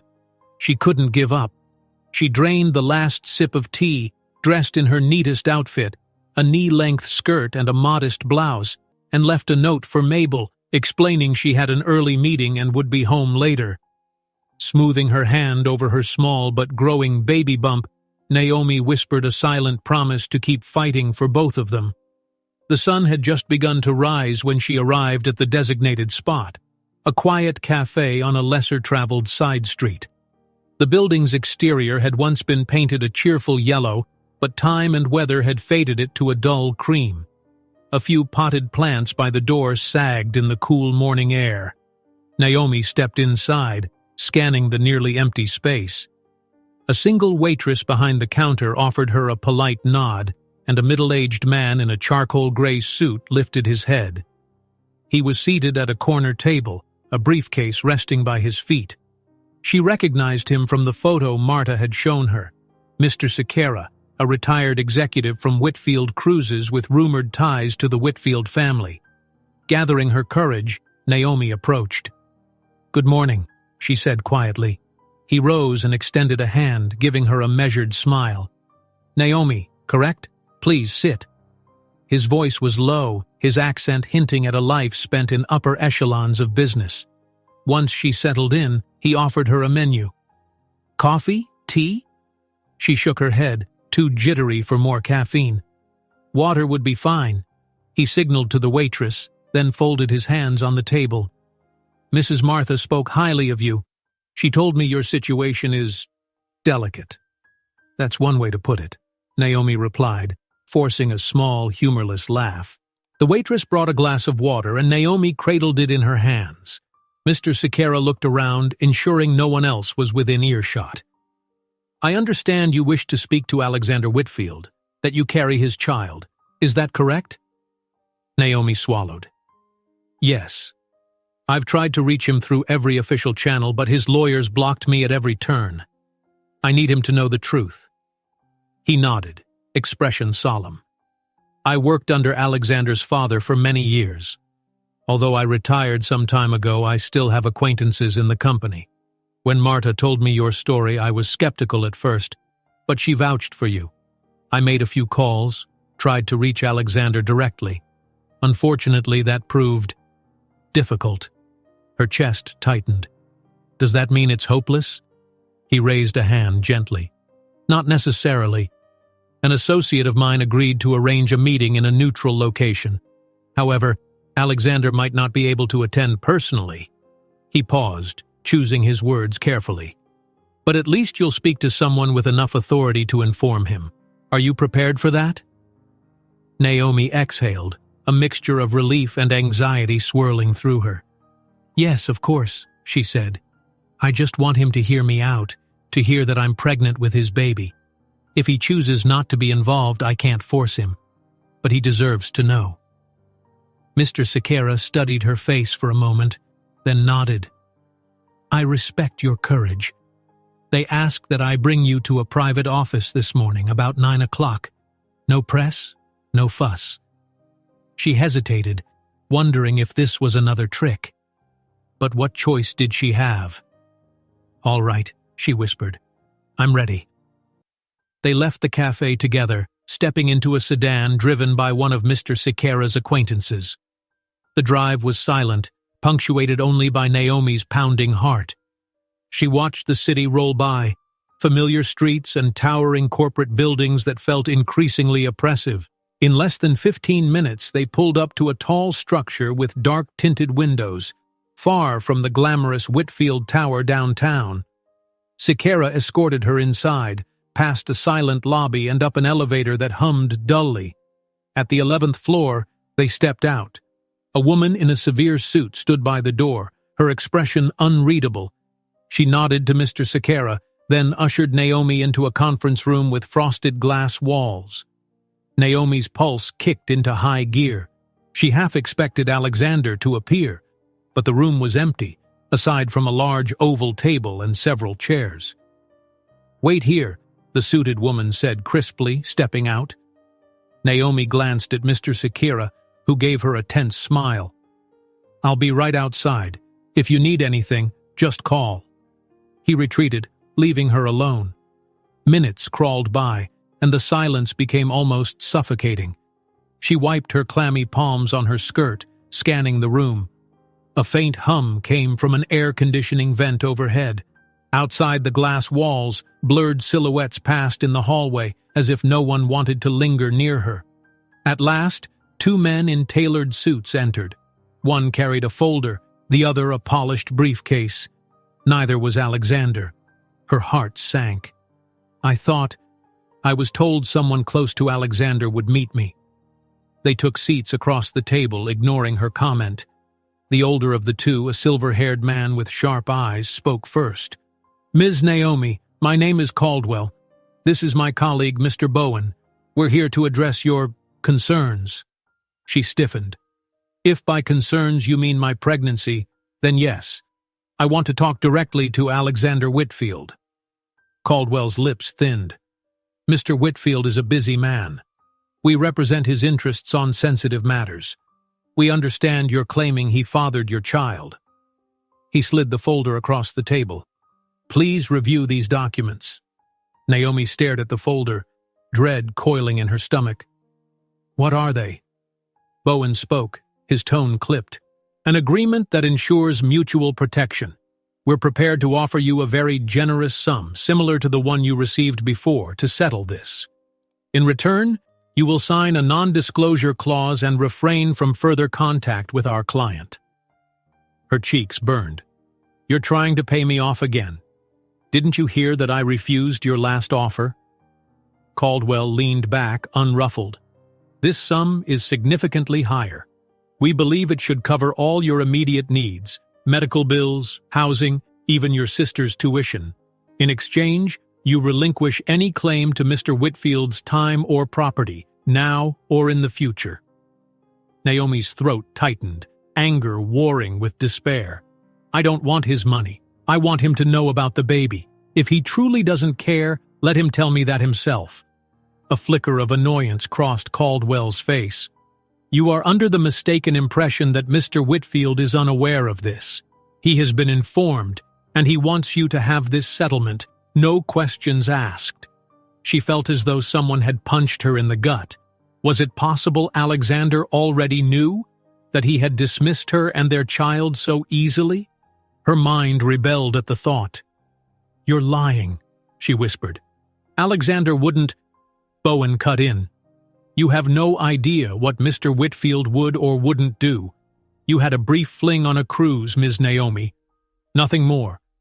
Now, unless you'd prefer a legal battle, I suggest you consider our offer." Tears sprang to her eyes. She fought them back, refusing to break down in front of these men. "What about a paternity test? Doesn't Alexander want proof?" Caldwell slid a pen across the table. "We're not here to debate biology. We're here to finalize this matter. If you refuse, we'll proceed differently, perhaps challenging your claims in court, exposing your financial desperation." He paused, letting his words sink in. "You risk a great deal by continuing to chase a man who clearly wants no part in this." A wave of nausea washed over her. She pressed a trembling hand to her stomach, overwhelmed by the sense that the walls were closing in. She had come here praying for a chance to speak her truth, only to encounter more accusations and intimidation. Alexander's family, or at least his legal team, had orchestrated everything to keep her at bay. Outside the glass wall, Naomi glimpsed Mr. Sequeira talking to the suited woman. Their conversation looked tense. She realized now that he must have been duped too, convinced there was a genuine meeting waiting for her when all they wanted was to corner her in another hush-money trap. She rose unsteadily, the weight of heartbreak crashing down. "I won't sign anything," she said, voice wavering. "If Alexander truly feels this way, he can say it to my face." Bowen's expression hardened, but Caldwell remained calm. "Then you leave us no choice. We'll do what's necessary to protect our client." His voice carried a quiet menace. "You might want to reconsider before it's too late." Naomi turned her back, tears burning behind her eyes. She rushed out of the conference room, ignoring their shouts of protest. She nearly bumped into Mr. Sequeira, who looked startled and dismayed at her distress. "Naomi? What happened?" She shook her head, tears finally spilling down her cheeks. "It was a trick. They just wanted me to sign another settlement, to vanish. They claim Alexander already knows and wants nothing to do with me." Her voice choked. "I can't do this anymore." He looked stricken, at a loss for words. "I swear, I didn't know their true intentions. I'm so sorry." Naomi brushed past him, desperate to escape the claustrophobic corridors. She stumbled into the elevator, jabbing the button for the ground floor. As the doors slid shut, her reflection in the mirrored panel caught her attention. Eyes swollen with tears, posture slumped in defeat. She felt like she was losing a battle she never intended to fight. Outside, the sky was overcast, threatening rain. She stepped onto the sidewalk, gulping in the city's smog-tainted air. Her pulse thundered as she hurried away from the building, her mind replaying Caldwell's words, that Alexander already knew, that he wanted her to take the money and disappear. Could it be true? Had Alexander turned cold the moment he discovered her pregnancy? Maybe everything he said on the cruise was just a fleeting whim, a distraction from his corporate obligations. The thought hollowed her out. Was her memory of his warmth, his promises, all a beautiful lie? She reached a bus stop and leaned against the bench, ignoring the curious stares of a passing stranger. Rain began to patter on the pavement, light at first. She gazed down at her abdomen. The life inside her deserved better than this relentless uncertainty and hurt. Naomi felt her chest hitch with a sob she tried to swallow. Where was the man who had once held her so gently? A voice behind her made her jump. It was Mrs. Martha, panting as she ran to catch up. Somehow the older woman must have followed her. She placed a comforting hand on Naomi's shoulder. "My dear girl, don't give up. I'm sure Alexander has no idea how twisted this has become." Naomi's lips trembled. She shook her head, tears mingling with the raindrops. "You didn't hear what they said. They claim he wants nothing to do with me, that he already knows and told them to handle it." Her voice cracked. "It's all been for nothing. Maybe he really did choose his empire over us." Marta's eyes filled with sympathy and anger. "No, they're manipulating you. I can sense it. They're manipulating him too." Naomi cut her off, her voice dull with despair. "Or maybe they're not. Maybe it's time I faced reality and accepted that Alexander lied to me, that he never cared." She opened her mouth to say more, but the words withered in her throat. She felt utterly defeated. Rain soaked through her clothes, but she didn't move. If her tears still fell, she couldn't tell, lost in the downpour. A bus roared up to the stop, brakes squealing. Mrs. Martha ushered her onto it, pressing a few coins into the fare box. Naomi sank into a seat, water streaming off her hair. A raw ache hollowed out her chest. She didn't know how many stops passed, nor did she care. The city blurred into shapes of gray and black. Next to her, Marta tried to whisper words of hope, but Naomi barely heard. The relentless heartbreak and exhaustion closed in around her like a shroud. As the bus jostled through crowded streets, a bleak understanding settled over Naomi. She was alone in this fight. Every door to Alexander had slammed shut, and every rumor pointed to him willingly shutting her out. She placed a trembling hand over her belly, tears hot in her eyes. She would protect this child with everything she had, but she could no longer cling to the dream that Alexander might stand by her side. When she finally looked at Mrs. Martha, the older woman's expression was stricken. Naomi tried to force a reassuring smile, but failed. Her voice came out ragged. "Thank you for trying, but I'm done fighting against ghosts." Marta tried to respond, but the lump in her throat prevented any sound. The bus hissed to a stop near Naomi's apartment. Slowly, Naomi stood, stepping down into the rain-soaked street with heavy limbs. She felt a numbness creeping in, a grim acceptance that left no room for hope. Maybe the next steps would be to sign that hush agreement after all, or to vanish somewhere far from here. She didn't know yet. All she knew was that her heart could endure no more illusions. She leaves devastated, believing Alexander purposely wrote her off. End of part 3 with the feeling that all is lost. Naomi was certain she'd reached the end of her hope. After being stonewalled by lawyers and receiving silence from every number she tried to contact, She had begun to accept that Alexander's world was impenetrable. Though she still loved the memory of who he had been on the ship, she could no longer deny the harsh reality. It seemed he wanted nothing to do with her or the baby. Every door had slammed shut in her face, leaving her at a loss for how to move forward. So when Mrs. Martha called early one morning, urging Naomi to come downtown for a Whitfield Cruises corporate event, she couldn't help feeling skeptical.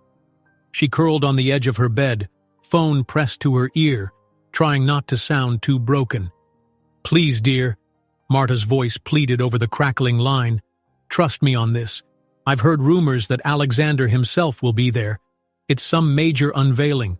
You have to come." Naomi closed her eyes, swallowing the lump in her throat. "Marta, I'm tired. I can't keep chasing him if he doesn't want to be found." "I know you're tired," Marta said quietly. "But this might be the last chance. At least if you see him with your own eyes, you'll know for certain where he stands." There was a beat of silence before Naomi replied with a heavy sigh. She had no illusions left, but something in Marta's unwavering faith nudged her.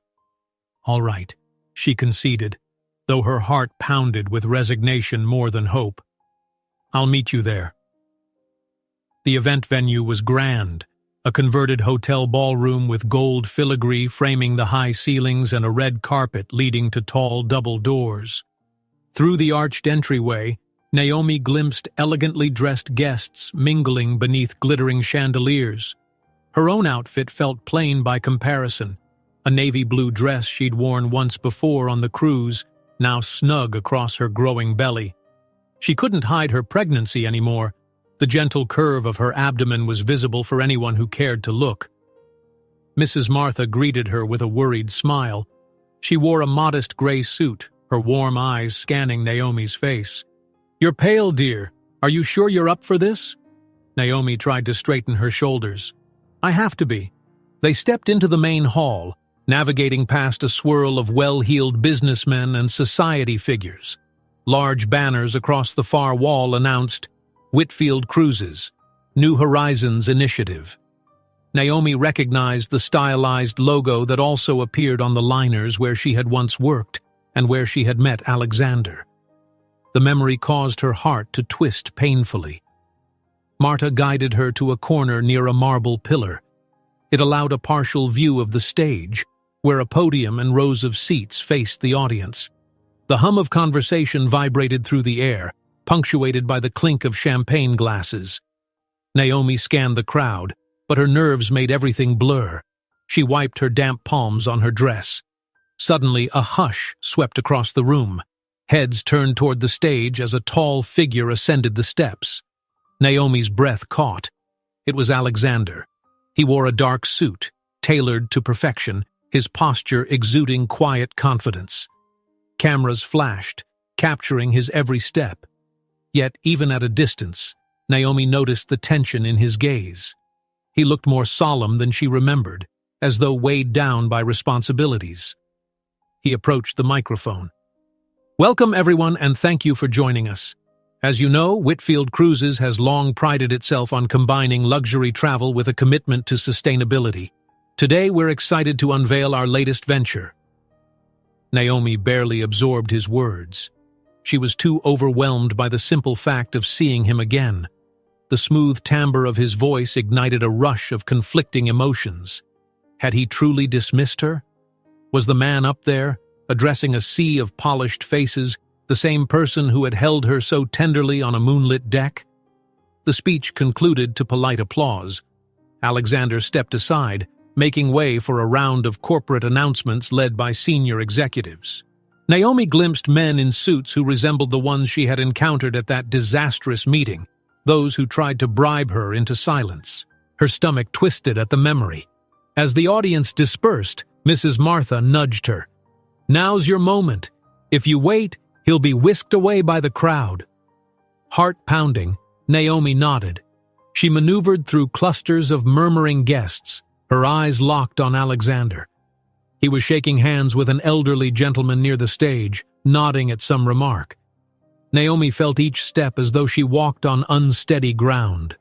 Her nerves threatened to overpower her, but she pushed forward. Just when she was only a few steps away, one of his associates spotted her. The man's eyes widened in recognition, and he hurried to intercept. "Excuse me, ma'am, this area is restricted," he said with forced politeness, blocking her path. Naomi's pulse hammered. She tried to sidestep, but the man stepped in front of her again. "I just want to talk to Alexander," she said, voice trembling. "He knows me."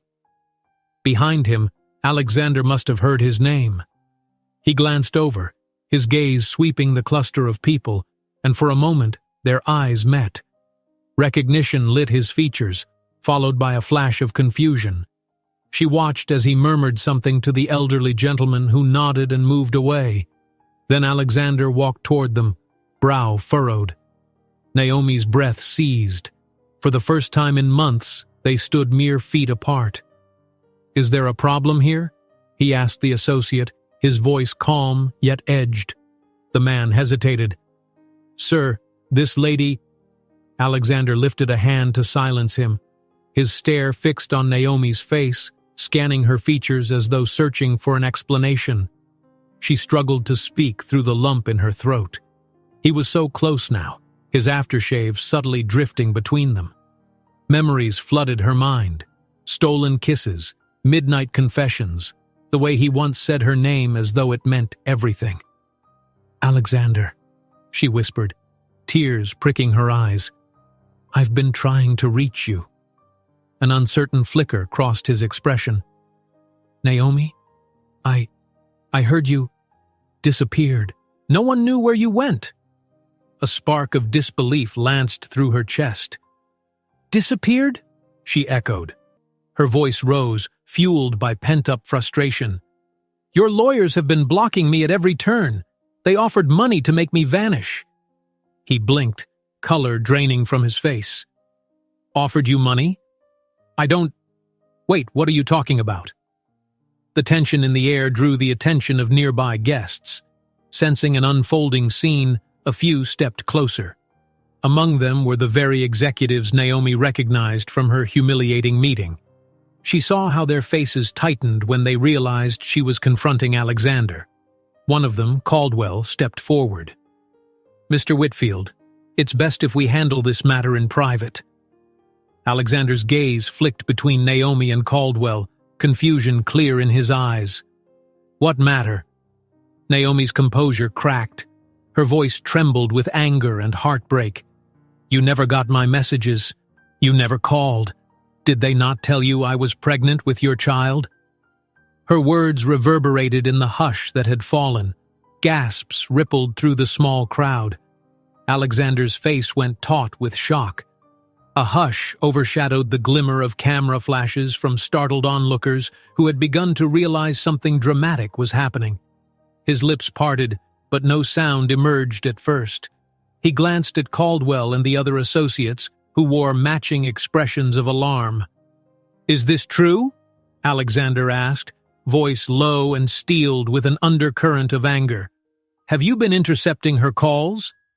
Caldwell cleared his throat, beads of sweat gathering on his temple. "Sir, we were only protecting the company's reputation. We believed it best to, contain the situation." "Contain the situation?" Alexander repeated, disbelief turning to anger. "Is that why you told me she'd disappeared? Why I had no word from her at all?" Tension crackled around them. A small crowd continued to gather. Naomi felt tears building. The raw intensity of the moment almost crushed her. She stepped closer, ignoring the disapproving stares. "I tried. I went to your office, called the numbers you gave me, everything. They said you knew and wanted nothing to do with me." Her voice trembled. "I couldn't believe you would lie, but no matter what I did, they shut me out." Alexander's expression twisted with fury. He turned on Caldwell, voice echoing in the now silent hall. "You made me believe she'd vanished. I had a search launched. My lawyers told me she refused all contact. They said she asked for money and then left the city." A wave of murmurs rippled through the guests, all eyes locked on the unfolding confrontation. Caldwell tried to maintain composure. "Mr. Whitfield, we had evidence that suggested—" "Evidence you fabricated!" Alexander snapped. "Enough lies!" The outburst left Caldwell sputtering. A hush of tension enveloped the area. No one dared interrupt. Naomi felt her heart pounding. In that moment, she saw how deeply Alexander had been deceived, and for the first time in months, she dared to hope that none of this had been his doing. Seemingly galvanized by the stares of the crowd, Alexander took a step back, inhaling sharply as though forcing himself to remain in control. Then he turned to Naomi, emotion brimming in his gaze. "You're pregnant, my child?" He nearly whispered it, his voice laced with awe and regret. She bit her lip to keep from sobbing. Slowly she nodded, tears slipping down her cheeks. "I'm so sorry for confronting you like this, but I had no choice. They tried to pay me off, threatened me, told me to go away. I never wanted your money. I just wanted you to know." He closed his eyes for a heartbeat, pain etched into every line of his face. "Naomi, I'm sorry." Then, more firmly, he turned toward Caldwell and the others. "I want an explanation. Now." One of the associates, trying to salvage the situation, attempted a placating smile. "Mr. Whitfield, perhaps we could discuss this behind closed doors." "This is a private matter." Alexander cut him off, voice seething. "You made it a public one by your betrayal. You used my name to threaten her. You told me she'd run away. You fed me a lie so you could protect the company. Protect your own pockets is more like it." Camera phones were now raised discreetly in the gathering circle of onlookers, capturing every charged word.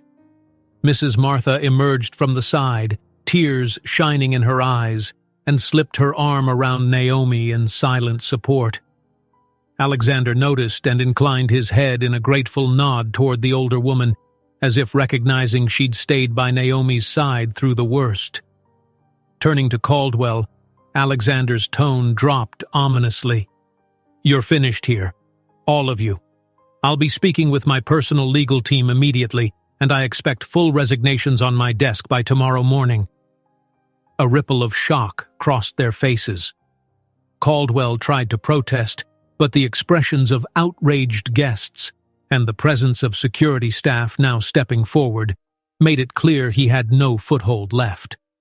The associates exchanged terrified glances before slowly retreating, leaving the stage to the rightful players. Alexander exhaled, letting the tension of confrontation ebb. Then he moved closer to Naomi, gaze roving over her tear-streaked cheeks. Gently, he reached out and laid a trembling hand on the curve of her stomach. She let out a shaky sob at the tenderness of his touch. "All this time," he murmured, voice thick with regret, "I thought you'd abandoned me. I couldn't understand why, but everything was a lie." He swallowed hard, his eyes searching hers. "I'll do whatever it takes to make this right. I promise you." Naomi released a long breath, relief and disbelief tangling inside her. She wanted to believe him. Every fiber of her being yearned for it to be true. In a quiet rush, she wrapped her arms around him, letting the weight of exhaustion, fear, and heartbreak tumble from her shoulders. He held her close in front of everyone, disregarding the cameras and the whispers. The moment felt raw, unguarded, and very real. Several heartbeats passed before they drew apart. Alexander's face shone with determination.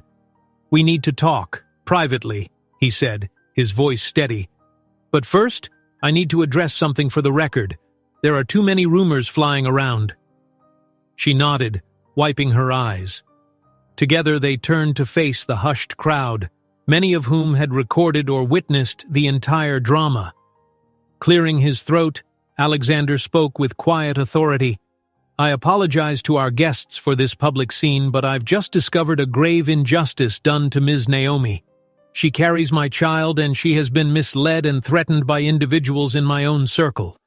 This ends now. Going forward, I intend to ensure she and our baby receive all the support and respect they deserve." A flicker of uncertain applause rippled through the assembly as though they weren't sure how to respond. Yet the empathy in many eyes was clear. Naomi clasped Alexander's hand, trembling from head to toe. The truth was finally out, laid bare in the most public way possible. He looked down at her, eyes bright with emotion. "Stay by my side. I'm sorry for all the pain." She managed a nod, too choked up to speak. Then, gently leading her away from the crowd, Alexander sought a more private corner of the ballroom. Guards and staff parted to let them through. The surreal hush that followed felt like the calm after a thunderstorm. Once they reached a discreet alcove, he lifted her chin. "I won't let them hurt you again. Everything they did was behind my back. Please believe me." "I'm trying," Naomi whispered, voice unsteady. "It's been such a nightmare." He cupped her cheek. "I know, and I'm so sorry. We'll face it together now." The finality in his tone gave her the first real spark of hope she'd felt in ages. Though the future still loomed with uncertainty, his family, the gossip, the possibility of new challenges, Naomi clung to the belief that Alexander was truly on her side at last. The baby within her seemed to flutter as though sensing her relief. They exchanged a look that spoke of both heartbreak and possibility, then took a single step closer, united in a moment that had felt impossible just hours earlier. While the door closes, Alexander confronts his family in front of everyone, acknowledging Naomi as the mother of his child, finally revealing his true feelings and setting a course for their future. Naomi stood in the hospital corridor, her heart fluttering with a mix of nerves and relief. Through a large window, she could see the pale light of early morning touching the city skyline, shadows gradually lifting in the promise of a new day.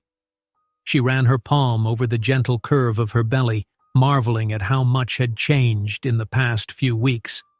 After months of dread and uncertainty, she finally felt glimmers of genuine peace. Down the hallway, a set of double doors swung open. Alexander emerged, carefully tucking a pen back into his suit pocket. He offered Naomi a small, hopeful smile as he approached. It was a different expression from the one he usually wore in his public persona.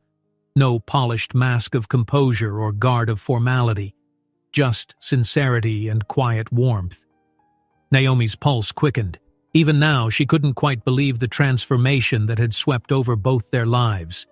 He nodded toward the rooms behind him. "I've just finished signing a few more forms," he said gently, "to donate some updated equipment to the maternity ward, and I spoke with the lead doctor about offering additional resources for prenatal care. I want to make sure this hospital is better equipped to help people the way they helped you." Emotion welled in Naomi's chest. Ever since the day Alexander had confronted his own staff and declared in front of everyone that he would take responsibility for their child, he had been working non-stop. Not just to dismantle the network of manipulation that had kept them apart, but also to turn his family's wealth toward more compassionate ends. Where once he was unsure how to balance the demands of his empire with his own heart, now he seemed determined to pave a path that aligned with both. "That's wonderful," Naomi said softly, her voice trembling with gratitude. "You're doing so much good. They were so kind to me here, back when I worried I couldn't afford all the tests." Alexander tilted his head, eyes clouding with remembered anger. "No one should ever have to choose between proper care and financial ruin. It's something I plan to address in all the communities where Whitfield Cruises operates. My father built the empire, but I want to reshape it into something that genuinely supports people." She slipped her hand into his. "I'm proud of you," she murmured. His fingers tightened around hers, a silent acknowledgement of how far they had come. Together, they made their way outside, where a car waited to take them across town. The last remnants of dawn glimmered on the tall glass buildings, painting them in hues of pink and gold.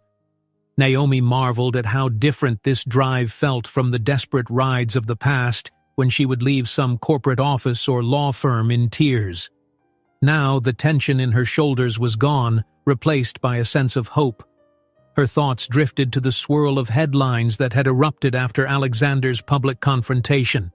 Tabloids had seized on the story of the secret heir, the pregnancy kept under wraps, and the sudden fall of Alexander's top executives.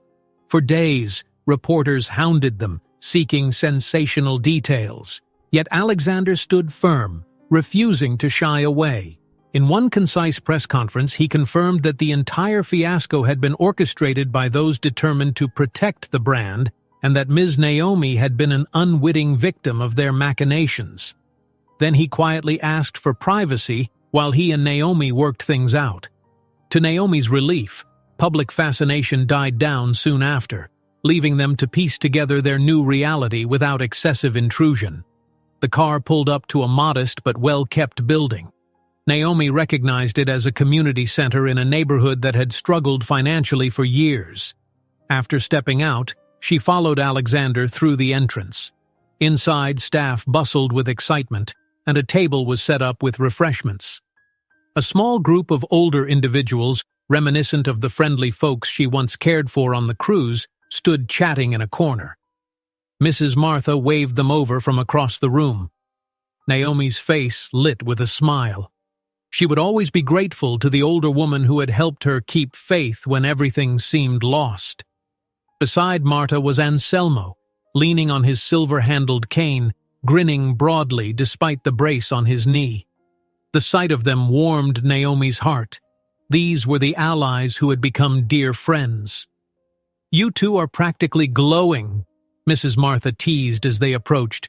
"Must be the magic of reconciliation." Naomi blushed, but Alexander's hand found its way to the small of her back, steadying her. "It helps when you have people in your life who refuse to let you give up," he said, nodding gratefully to Marta. "And people who remind you that compassion isn't a weakness." Marta beamed. "Let's just say I always knew you two would find a way to the truth. Dishonesty never stands a chance against real connection." She patted Naomi's arm. "Speaking of truth, how's the little one doing today?" A tender smile curved Naomi's lips as she laid a hand on her stomach. "Very active, probably likes all the excitement." She bit back a soft laugh. "I can't wait until they get to meet everyone who helped make their arrival possible." Anselmo gave a mock huff. "We can't wait either, though you'd best hold off on naming the child after me. Anselmo Jr. is a tad old-fashioned," he joked, causing a ripple of laughter among them. A representative from the community center stepped forward, welcoming them warmly. Alexander had organized a small fundraising event to launch an outreach program that combined elderly care services with maternal health resources. The idea, inspired by Naomi's nursing background and the supportive friendships they'd built on the cruise, was to ensure that seniors and expecting mothers got the help they needed. The synergy of bridging two demographics, elders longing for companionship and mothers needing experienced care, sparked a wave of enthusiasm. As they mingled, Naomi felt a quiet awe at how life had come full circle. Not long ago, she had been a lonely nurse on a cruise, terrified of her future and suffocated by debt. Now she stood next to the man she loved, both of them committed to turning the adversity they had faced into something positive for others. It amazed her how quickly fortunes could shift when honesty and compassion guided the way. After the initial introductions and speeches concluded, people dispersed into smaller circles. Naomi found a moment to slip out onto the center's modest patio, craving a breath of fresh air. The afternoon sun shone brightly now, the sky a piercing blue overhead. A few potted plants lined the railing, and she rested her hands on the wooden banister. She heard footsteps behind her and turned to see Alexander approaching. He wore a thoughtful expression, that subtle crease between his brows that meant he was weighing something important. "Everything okay?" she asked gently, searching his face. He stepped closer, resting a hand over hers. "Yes," he said, though his voice held a trace of lingering uncertainty. "I was just thinking about the future, the baby, your career, my family. There's so much to balance." Naomi exhaled, hearing the unspoken question. "We can figure it out together," she replied. "I can keep working as a nurse, maybe in some part-time capacity until the baby's older. You don't have to face your family alone or that mountain of corporate obligations. We'll manage." His eyes flickered with a quiet gratitude. "Sometimes I wonder if I'm strong enough to run my father's empire differently. I've already turned a lot of heads by firing half my legal team. Shareholders are complaining about the public scandal. Part of me worries about the toll it takes. On you. On our child." Naomi drew close, lifting a hand to gently brush against his cheek. "You have the power to shape Whitfield Cruises into something better. The old guard might resist, but you're not alone. Don't you see how many people here believe in what you're doing?" She gestured back toward the building's interior, where guests mingled, forging new bonds of community support.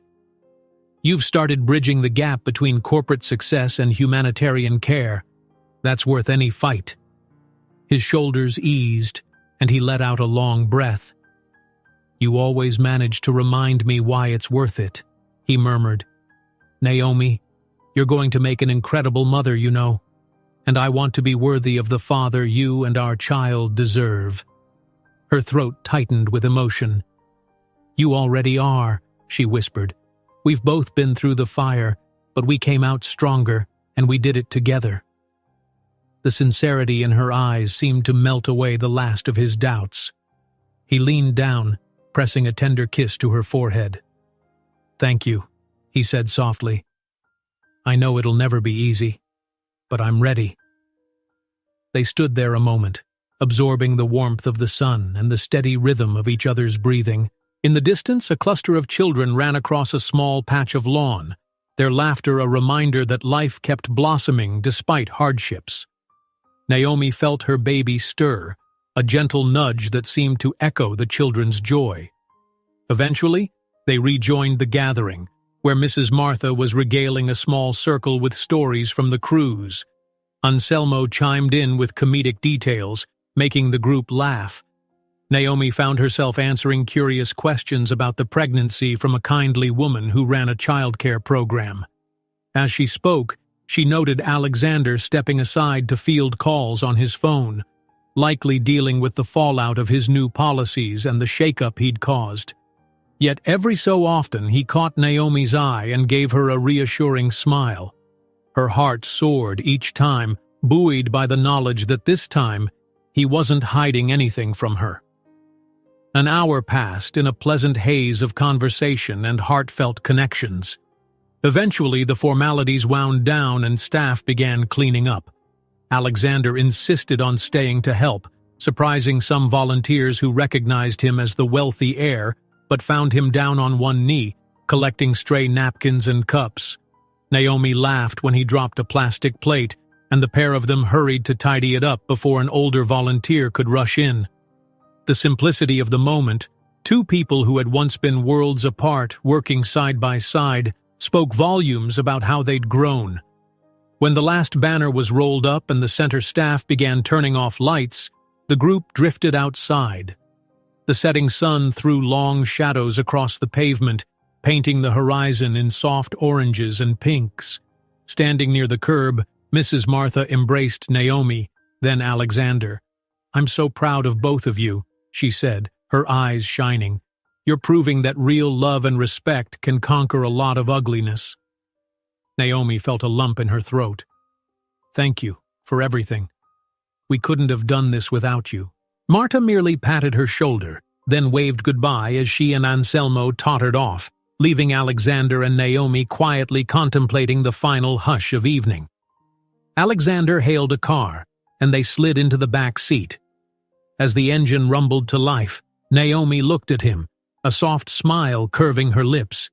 "So," she said, voice low with anticipation, "we take this day by day?" He wrapped an arm around her shoulders, drawing her close. "Day by day, and with every resource we have to ensure our child and every other person we can help never faces what you did. It won't be simple, but I've learned that the best things in life rarely are." Naomi rested her head on his shoulder, letting her eyes drift shut for a moment. She felt the car merge into traffic, the city lights beginning to flicker on.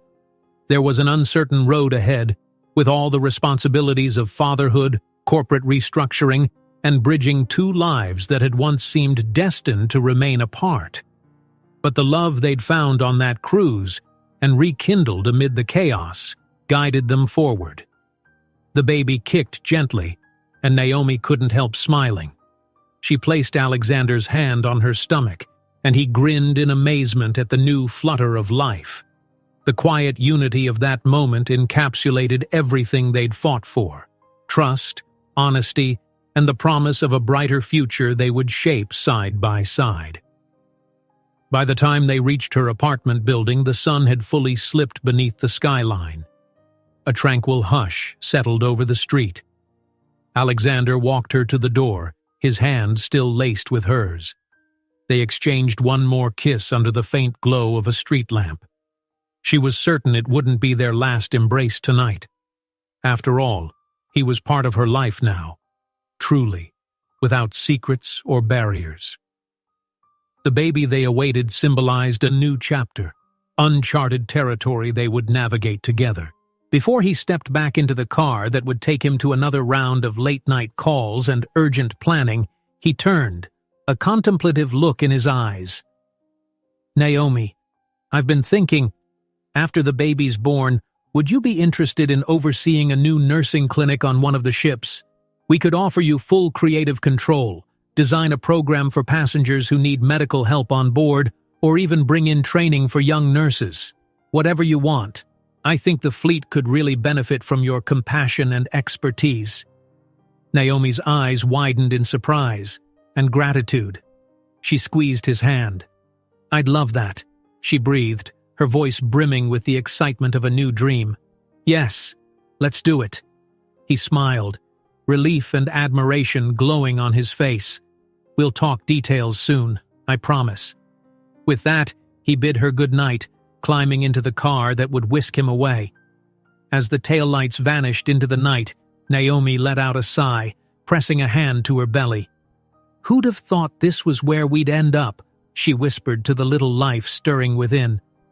"From a chance meeting on a cruise to almost losing everything, now we have a real chance at happiness."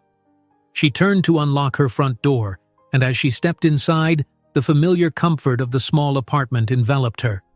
The future was vast and uncertain, but she had found someone willing to traverse it with her.